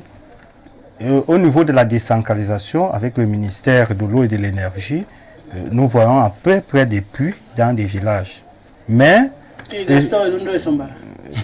De l'eau et de quoi? Mais on voit les puits que les mairies sont en train de réaliser dans nos villages. Le ministre. Puis c'est le ministère qui met ses moyens dans le cadre de la décentralisation. Les communes n'ont pas de moyens pour réaliser ces forages. Mais ce que je veux aussi accepter, c'est qu'ils ne se sont pas développés dans le cadre local. C'est-à-dire, moi j'ai effectué une mission au Mali qui est comme le Cameroun. Ils ont pris un système de distribution d'eau. C'est-à-dire, et j'avais même proposé ce système au Cameroun, nous avons un château, comme Yaoundé a des arrondissements, chaque arrondissement peut avoir un château, ou bien 10 quartiers, un château, distribution de 15 km, 15 km, 15 km avec ce qu'ils ont mis des plaques solaires. Attends un peu, je veux comprendre. Distribution là, c'est qu'on alimente des maisons où on doit porter les seaux pour aller puiser. Non, pas aller puiser. C'est pour ça qu'il faut expliquer. C'est pour ça que je parle de distribution. Non, chez nous ici au pays, quand on entend distribuer, c'est que les citernes marchent, voilà. Et les gens viennent avec les seaux pour quand je parle de distribution, c'est des abonnements, s'abonner au niveau des maisons, ça veut dire chez toi. Okay, donc on installe des châteaux par arrondissement et qu'on ne fasse des installations. Ce n'est pas forcément par, on peut dire chaque arrondissement a 2 ou 3 châteaux. Par quartier. On peut mélanger 4-5 quartiers, comme ils ont fait au Mali. Avec les plaques solaires nous permettent de ne pas utiliser les nœuds. Parce que les nœuds qui est toujours en train de partir, ça veut dire que nous avons l'eau à tout moment et l'eau coule. Ça se passe au Mali, allez vérifier. Et c'est dans même les zones en conflit. Ça se passe au Mali. C'est une solution pour vous qui pourrait... Première solution, vraiment, ça va aller plus vite que d'aller attendre quand l'eau va quitter de Mbalmayo pour Yaoundé, qui va nous créer encore d'autres problèmes. Que tu connais. Le deuxième problème, deuxième résolution que je peux proposer au gouvernement, regardez dans nos villages. Dès qu'on finit le forage, après 1 mois, le forage est en panne. Il n'y a pas un système de formation des petits mécaniciens qui peuvent arranger ce forage. Et les populations vont toujours auprès de la mairie. Et le maire va vous dire, il n'a pas de moyens pour arranger ces forages. Allez dans nos villages, vous allez constater que... Et le mécanicien, là, il va arranger ça gratuitement aussi? Non, le petit mécanicien, on va se débrouiller avec les comités, parce que quand il y a un forage, il y a un comité de gestion. Et on demande aux gens qui peuvent contribuer un peu pour... Nos maires peuvent le faire aussi. Il fait contribuer le maire, si vous regardez le maire, c'est d'abord le problème des maires. Quand le projet de forage vient du ministère, c'est directement, on dit forage à tel niveau. Parfois, le maire n'est que là pour venir suivre l'exécution du forage. Parfois, même, il y a des forages que le ministère a donné, croyez le marché à un prestataire pour venir faire le forage. Donc, le maire, parfois, n'a pas ses moyens. Je vous dis, le premier problème au ministère, si on peut créer soit un programme ou mettre les moyens, déjà même les forages, le montant qu'on fait les forages au Cameroun, c'est exorbitant. Donc, je crois que dans ces moyens, on peut enlever quelque chose pour les formations des petits mécaniciens. Donc, les petits gars qui peuvent arranger ce forage, ça sera aussi une solution pour les forages, pour qu'on ne soit pas toujours au même endroit, au même niveau chaque année. Parce qu'on va toujours pleurer avec le système de forage. Et pourquoi ne même plus adapter le système de l'époque? Je voyais à l'époque, on avait c'était quoi là? Dans les villages, il y avait les petits citernes là. Quoi, le volontaire? Non, pas ce qu'on tournait là. Il y avait toujours avec le système des châteaux qui distribuait l'eau dans les villages. Ça existait à l'époque. Chez moi, je vois encore, c'est même encore, c'est existant encore. Donc il y a des enfants qui... ce qu'on faisait avant. Les scan water. C'est vrai qu'il y a eu beaucoup de problèmes avec des politiciens, mais je crois qu'il y a des bons ingénieurs qui sortent des pays, qui peuvent faire vivre le projet. et que des gens, ça va susciter et ça va résoudre le problème d'eau. Et l'eau, c'est la vie. C'est pour ça que le thème de cette année, l'eau, la paix. Parce que l'eau, c'est la vie. Si vous n'avez pas l'eau, vous n'avez pas de vie. Bon, sauf que je cherche encore le lien avec la paix. Jusqu'ici, hein. Parce que si boire seulement de l'eau pouvait me donner la paix, c'est que ma maison est payée quand je bois de l'eau. Mes factures sont payées quand je bois de l'eau. Je me soigne en buvant de l'eau. Bon, c'est vrai aussi que je me soigne en buvant de l'eau. Parce que ça contribue à la bonne santé. Ça, par contre, c'est vrai. J'essaie de trouver là où l'inspiration est venue pour ce thème-là. Depuis que je l'ai écouté, je n'arrive pas à voir le bout du tunnel avec l'eau pour la paix. Donc vous pouvez faire 3 semaines. Si vous prenez de l'eau, vous ne mangez pas. Qui a dit ça? C'est qui a dit ça? Vous-même, vous pouvez faire 3 semaines en buvant seulement de l'eau sans manger. Pourquoi vous êtes comme ça? Quand tu as faim, tu bois de l'eau, bien tu as mal au ventre, mon frère. Le ventre là te rappelle qu'au-delà de l'eau, j'ai faim. Parce que ça n'a pas commencé à creuser ton reste de graisse que tu as là-bas pour nourrir. Et ça fait mal. Donc, on demande, tu peux manger des fruits pour accompagner, des légumes, oui. Mais rester totalement sans manger. Laisser les histoires que les gens qui jeûnent dans les églises la font après, ils ressemblent au croque-mort par la suite. Là. Donc, on n'a pas envie. On mange. On jeûne quand on en a envie. Là, c'est spirituel. Mais après, quelqu'un qui n'est pas en plein jeûne, tu sais que c'est dans la tête. Quand tu veux jeûner, tu te prépares à jeûner dans ton corps. On ne peut même pas jeûner pendant 30 jours sans manger. Non, il n'a pas dit 30 jours. Mais c'est ce qu'il a dit. Jésus-Christ l'a fait. Bon, c'était Jésus. C'était Jésus. Une semaine, oui. Oui, une semaine. 2 semaines même encore, je peux accepter. Même un mois là, c'était un problème. Mon frère, tu fais comment pour atteindre un mois sans manger? Sans manger. Hey. Comment tu m'as te ramasser dans ton salon là-bas comme la feuille? Depuis que vous me pointez là, je me retournais j'avais déjà peur. Pour vous permettre de nous apporter vos idées, parce qu'on a une crise de l'eau, ça ne se discute plus au Cameroun, on a une véritable crise de l'eau potable et on essaie de trouver des solutions. Parce que décrier, c'est qu'on sait tous qu'on n'a pas d'eau, peu importe là où tu pars au Cameroun, on n'a pas d'eau. Moi, en quittant mon domicile, je n'avais pas d'eau. Cette affaire qu'on disait avant que c'est seulement à Damas qu'il n'y avait pas d'eau là. C'est dans tout Yaoundé qu'il n'y a pas d'eau. Donc, ils peuvent aller habiter à Damas sans problème. Parce que ça ne va pas être différent de là où je suis. Où je me farcis parfois une semaine sans voir une goutte d'eau.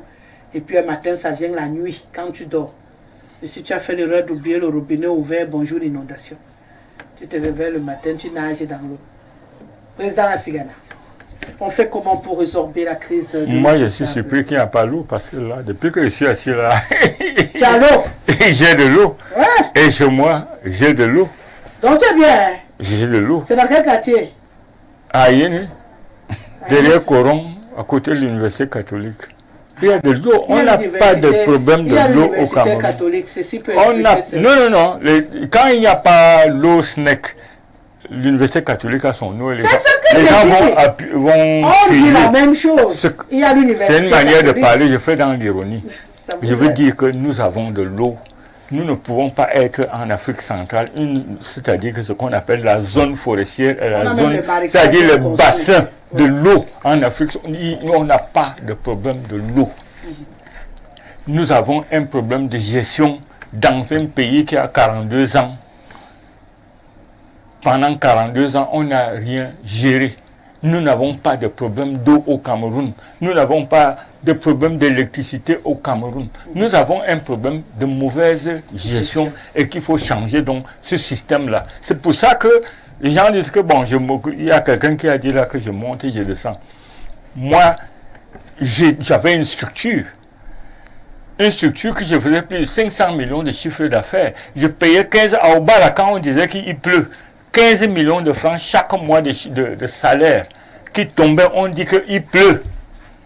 Et ils ont trouvé le moyen de dire sur très haute instruction que j'ai demandé au sous-préfet de l'époque, qui est maintenant 3e adjoint au maire à Douala 5e, Tamanjon, que je suis son nom, il peut entendre et me suivre au tribunal. Je lui ai dit, toi tu peux fermer une structure à Bafoussam. C'est-à-dire, on appelle ça une mauvaise gestion. C'est pour ça que moi, j'ai dit, je ne peux jamais entrer au RDPC. Parce que ces gens-là ont tué le Cameroun. Parce que le Cameroun, c'est un pays béni de Dieu. Et nous avons tout. Nous avons l'eau. Est-ce que vous savez, quand on parle même... Lui, il a parlé, je ne sais pas, il a utilisé un terme là. Moi, je parle plutôt de décentralisation. Moi, je parle plutôt de libéralisation. Moi, j'ai eu, quand on a fermé ma structure, je suis quand même un ingénieur. J'ai créé, je me suis dit, bon, qu'est-ce qu'il peut faire d'autre? On ferme ma structure. Je me suis dit, tiens, dans l'hydroélectricité, ça donne. J'ai créé un projet, je me suis renseigné, j'ai fait un projet dans le sud-ouest, à Bomana, à côté de Edinao, pour produire 5 mégawatts d'électricité. Et au dernier moment, les anglophones ont commencé leurs histoires de machin là. J'ai obtenu le projet de 7 milliards 200 millions que j'ai reçu, que je me suis battu pour obtenir le financement. Quand j'ai eu le financement, la guerre a éclaté au sud-ouest. J'ai écrit au ministère pour dire que, parce que le financement m'a dit que ce projet ne va pas prospérer, parce que même si vous allez là-bas, soit on va saboter, soit les gens qui vont même aller pour construire vont être tués et tout ce que vous voulez. Trouver un autre site. J'ai trouvé en Gambetta. Est-ce que vous savez, je le cite, le ministre actuel de l'eau et de l'énergie. Je lui ai demandé de transférer le site pour que mon financement continue. Et il m'a répondu 5 ans après, ou 4 ans ou 3 ans après, je ne sais même plus combien, que oh, c'est déjà trop tard, vraiment, bon, essayez de refaire un autre projet. C'est de ça qu'il s'agit, vous comprenez, hein? Ça veut dire que les gens s'en foutent, ils passent leur temps. Oh, le ministre a reçu, il a fait une conférence, pas une conférence de presse, une réunion de machin pour aller, il y a un projet là-bas, il a reçu, et que bon, il y avait le directeur de ceci, cela. Ça, c'est des choses qui doivent changer, et nous, on est en train de se battre pour changer ça. C'est pour ça que moi, sans être toujours avec mon morep où j'étais, je suis capable, j'allais être député et je serai député. Mais ça ne m'intéresse pas d'être seulement député. Ce qui m'intéresse, c'est être dans une structure où on a beaucoup, et si on est 90 députés plus 1, on est capable de changer les choses dans cette République. Donc vous voulez dire que même les propositions qui sont en train d'être données pour vous ne pèsent pas? Ça ne pèse pas tant que politiquement vous n'avez pas les moyens de faire avancer. Ça ne pèse pas tous les jours. Donc, et vous allez voir tous les ministres. C'est toujours sur très hautes instructions de son Excellence, le Président de la République, son Excellence Paul Biya. Il n'y a pas un ministre qui vient dire que on m'a nommé ministre de ceci, voyez le cahier de charge, je suis en train de respecter le cahier de charge. Dès qu'il signe un papier, sur très hautes instructions de son Excellence, le Président de la République, chef de l'État. Mais tu fais donc quoi là? Tu fais quoi? Et il n'y a rien, absolument rien qui avance. C'est pour ça que moi je suis dans la... Je ne fais pas... Là où je suis chez moi, je vis bien, je n'ai pas de problème. D'accord. Docteur Ngaha, apparemment c'est une affaire d'après le président Olinga et le président Asigana de gouvernance. Donc tant que ceux-là sont là-bas, peu importe les grandes idées qui peuvent exister, n'aboutiront à rien. Donc ça ne sert à rien. Vous pensez? Moi, en fait... Vous êtes un expert du secteur. Oui, je suppose que vous avez des ouvertures qui peuvent nous aider. En tant qu'expert dans le domaine, ma vision de la chose est un peu différente. Et je comprends M. Asigana, qui en même temps est ingénieur et homme politique. Donc, il porte les deux casquettes qu'il jongle très, très...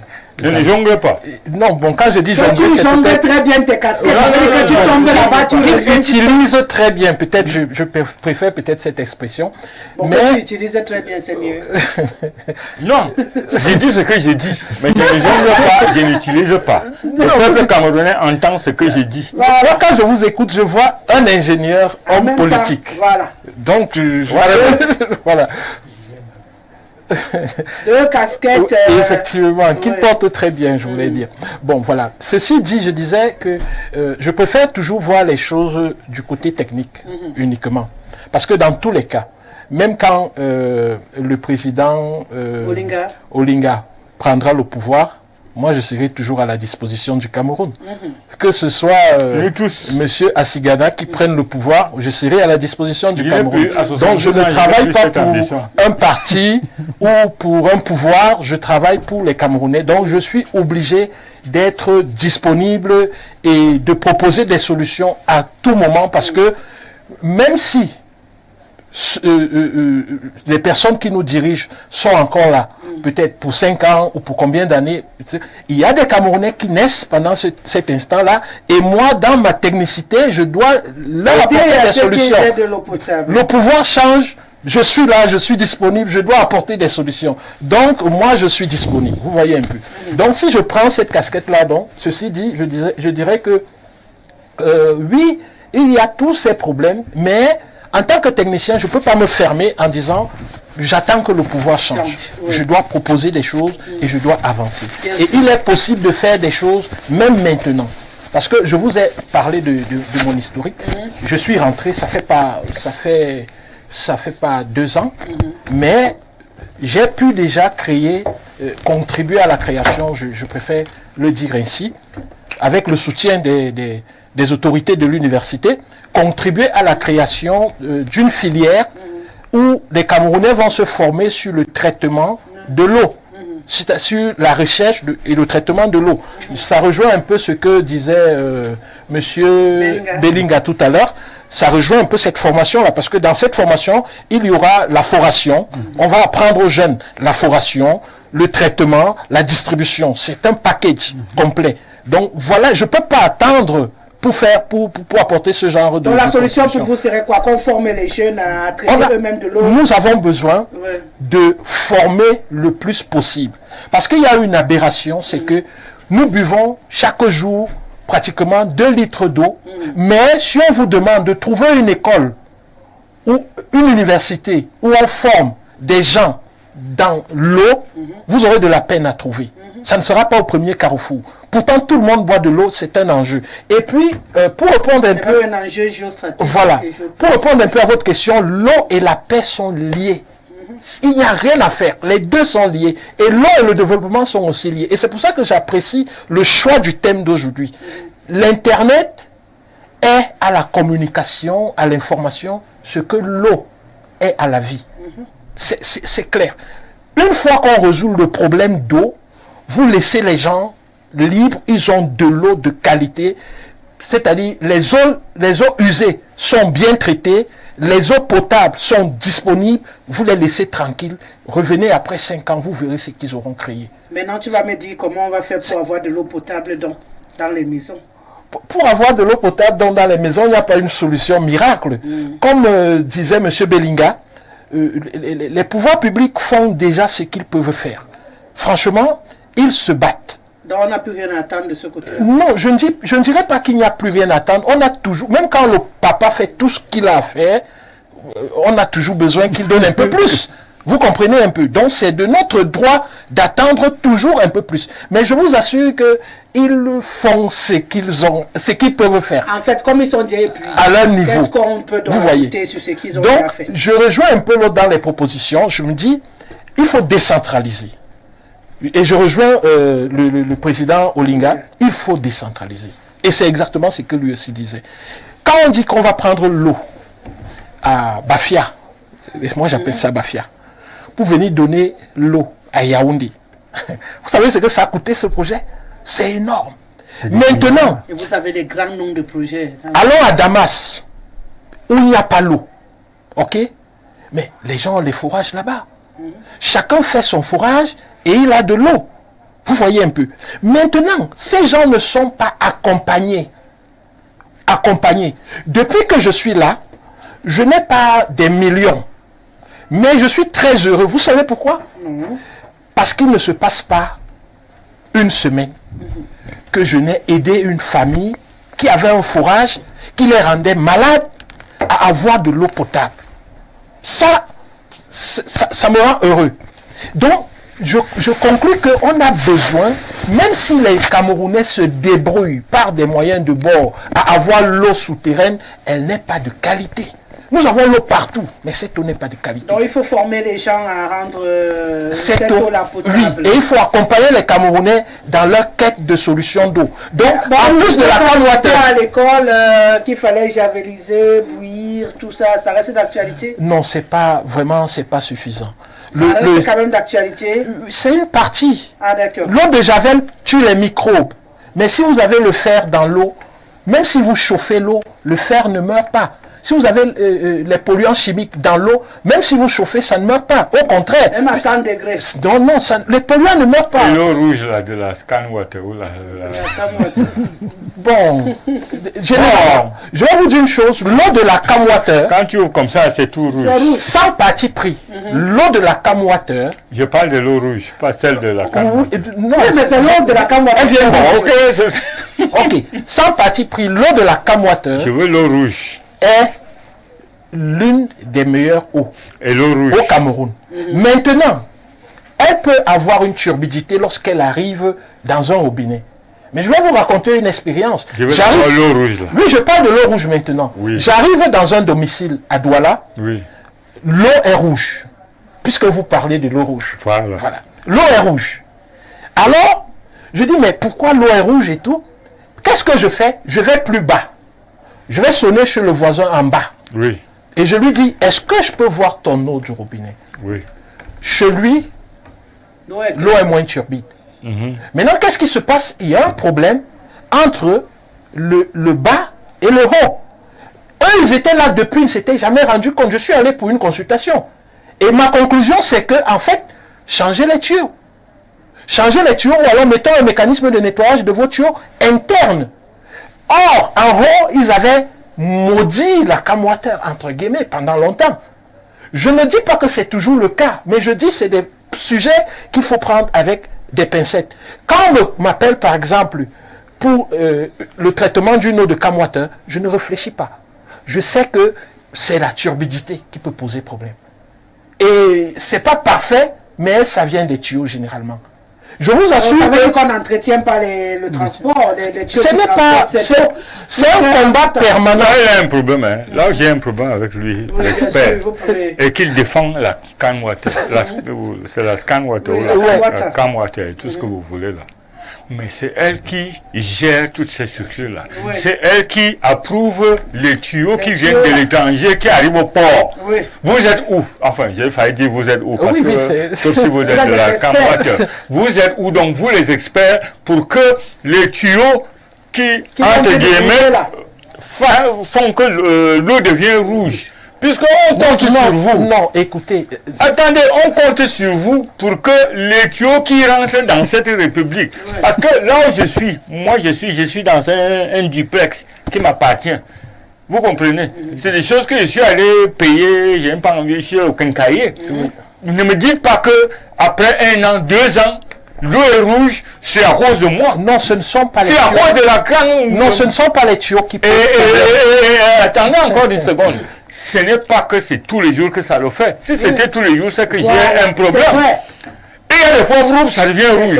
On fait encore 1 mois, 2 mois, 4 mois, 5 mois, l'eau est claire. Et après un autre jour, ça recommence. Vous n'allez pas me convaincre, moi, ingénieur de ma place, que c'est chaque 5 ou 6 mois, le tuyau change et après il redevient. J'ai dit, je n'ai pas dit que ce sont les tuyaux. Et je ne suis pas en train de défendre. Parce que vous avez dit que le voisin d'en bas, lui, il a un problème. C'est un témoignage, c'est authentique. Mais je veux demander, bon, vous voulez dire que pour ce mon voisin d'en bas, il y a des fois... Je dis pour le cas là, c'est un témoignage. Je n'ai pas dit que c'est... Il faut donner un témoignage qui tient debout. Non, il tient debout parce qu'il y a le problème, parce que le voisin d'en haut, lui, il a des vieux tuyaux. Très souvent. Et que le voisin d'en bas, et je suppose que le voisin d'en haut et le voisin d'en bas, c'est le même ingénieur qui a mis les tuyaux.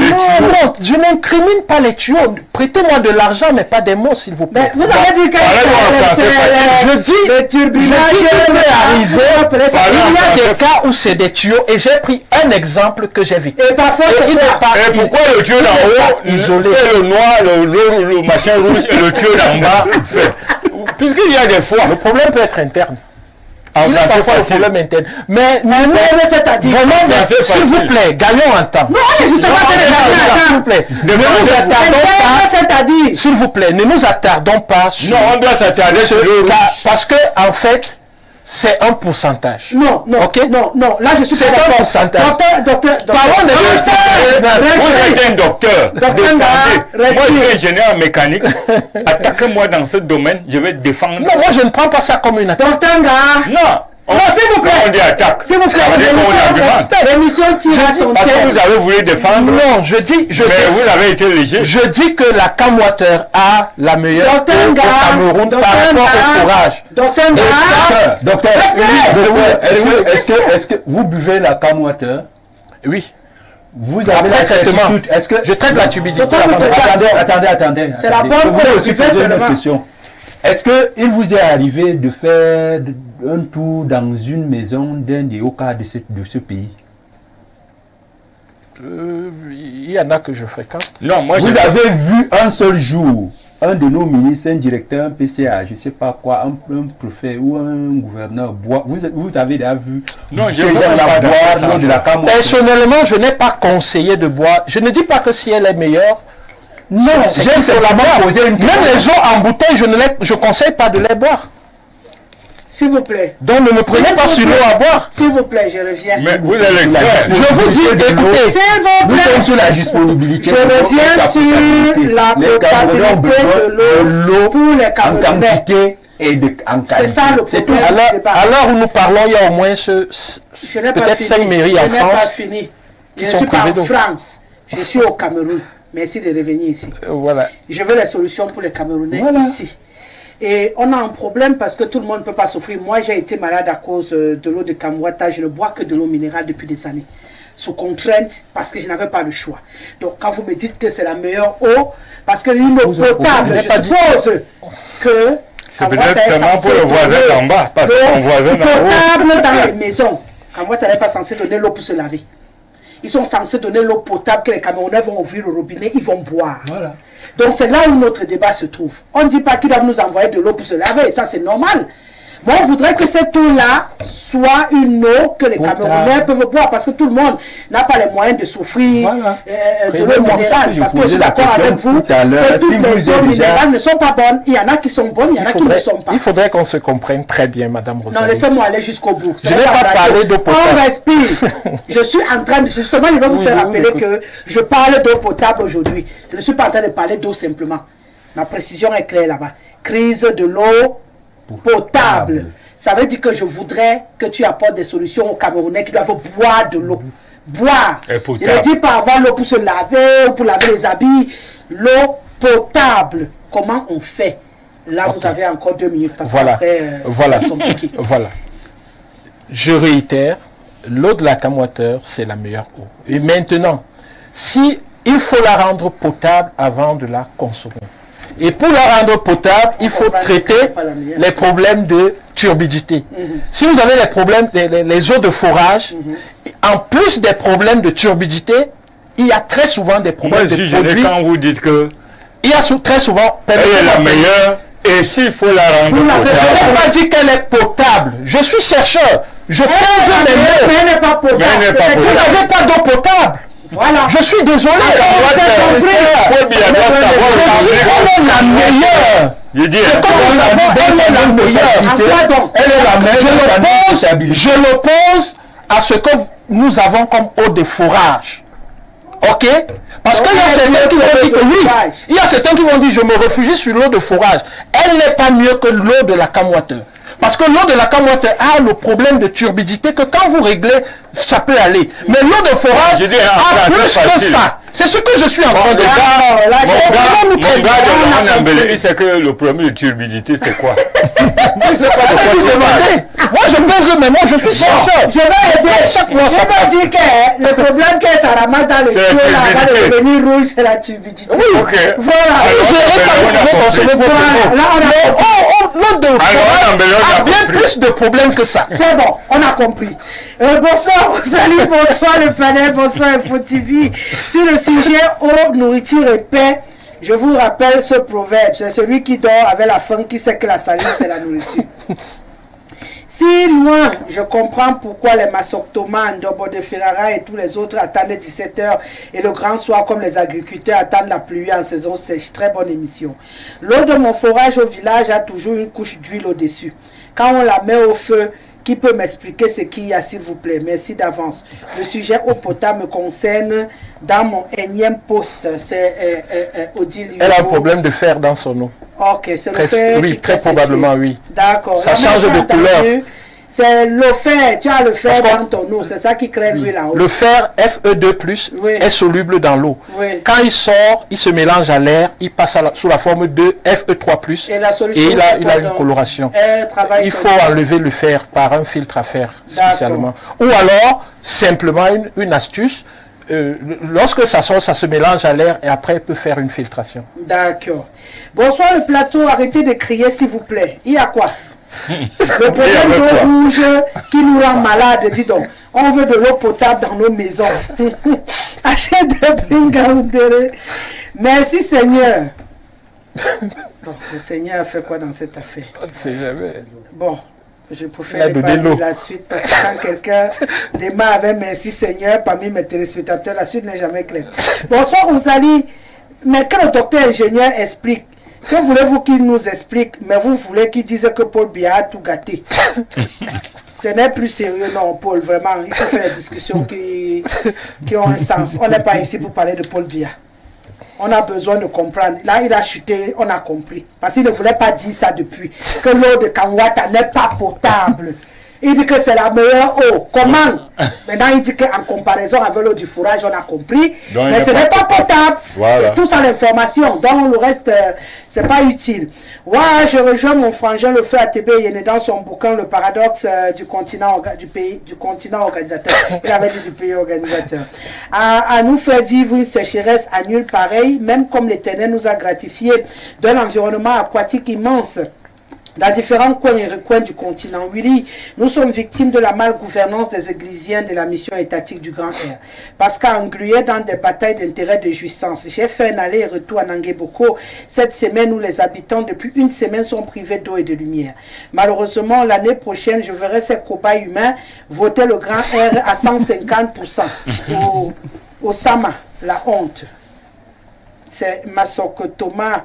Rosalie, il ne faut pas mordre la langue avec Turbi.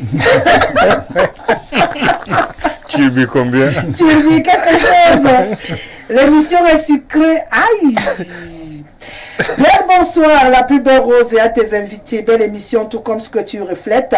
Concernant la thématique d'eau potable dans notre 237, à mon avis, c'est le manque de concurrence. La Kamwata connaît qu'il est seul à nous donner de l'eau ou pas. Il gagne de l'argent par la location des compteurs. Et même quand il y a de l'eau, c'est de l'eau pour animaux, pas de l'eau potable. Et même, c'est le même cas avec Enéan et sa lumière. C'est Ismaël qui nous écrit ce soir. Madame, bonsoir. Le panéliste qui dit avoir rencontré le ministre de l'eau pour développer un aménagement hydroélectrique en Gambetika, dis-lui de me voir. IB. J'ai une étude réalisée par JICA en 1999 et qui cherche financement déjà. La ville a trop évolué et le besoin d'électricité devient plus important. C'était moi le chef du projet de développement des mini-centrales hydroélectriques en Gambé, Tikea, Olamze, Ndokayo et Mekin. Que le ministre me donne le... Bonsoir ma mère, je suis William, doctorant à l'université de Douala et je travaille sur l'hydroélectricité. S'il vous plaît, j'ai besoin que vous puissiez me mettre en contact avec le papa ingénieur. Ah, tous les employés sont sortis du Cameroun pour chercher au travail. Je vais m'assortir. Bonsoir Rosalie Paolinga. Ce n'est pas l'incompétence, c'est simplement la sorcellerie. La logique des sorciers, c'est tout pour eux, rien pour les autres. Rosalie, les pays comme l'Arabie Saoudite, qui n'ont pas de source d'eau potable, n'ont pas de coupure, parce qu'ils optent pour le dessalement d'eau de mer. Mais le 237 qui a les rivières, les lacs partout, l'eau ne coule pas. Le problème d'eau au Cameroun ne nécessite pas de grosses réflexions. C'est juste le traitement de l'eau et la distribution. Mais pour ça, il faut que nos grabataires arrêtent leur sorcellerie, parce que ce sont des sorciers en puissance.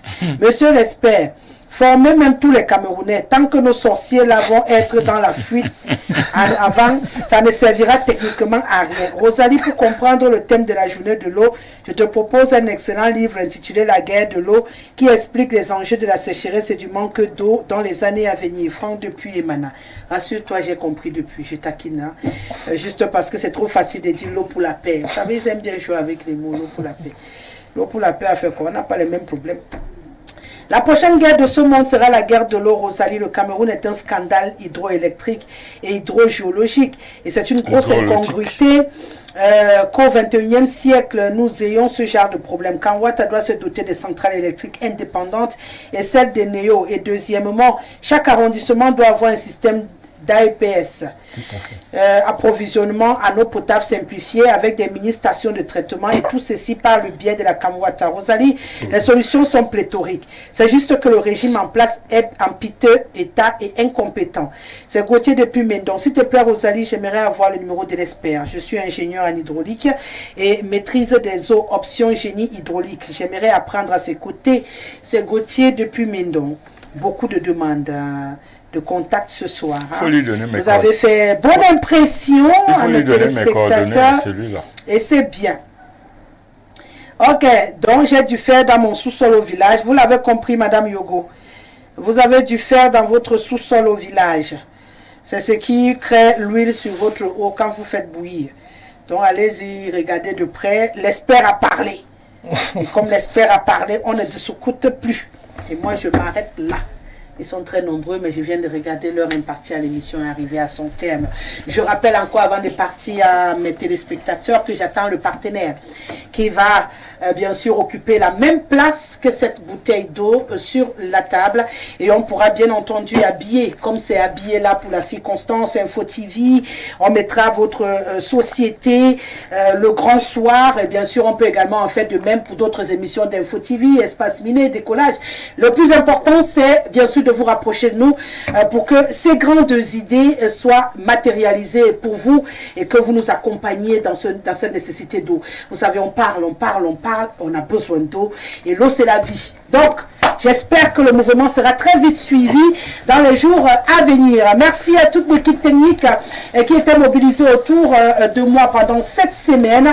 Ismaël, bien entendu, était derrière les caméras. Ce soir, c'est mon bébé Célestin Tomo qui a mixé cette émission, mais je fais un clin d'œil à Guy et à Decamix qui également étaient là pendant la semaine. Belvas reste l'incontournable réalisateur de cette émission. Respect issu de Donimva. Je vous laisse avec l'équipe du journal du week-end. Bien sûr, tout à l'heure en anglais, c'est Jude Kendi qui va s'installer pour vous livrer la quintessence de l'information en langue de Shakespeare. Et bien sûr, Alida Nkou-Vondor viendra dans les coups de 20h pour la version en langue de Molière. Je vous souhaite de passer un très très très bon week-end. On se retrouve lundi avec le même délice. Bonne suite de programme sur nos antennes. Au revoir.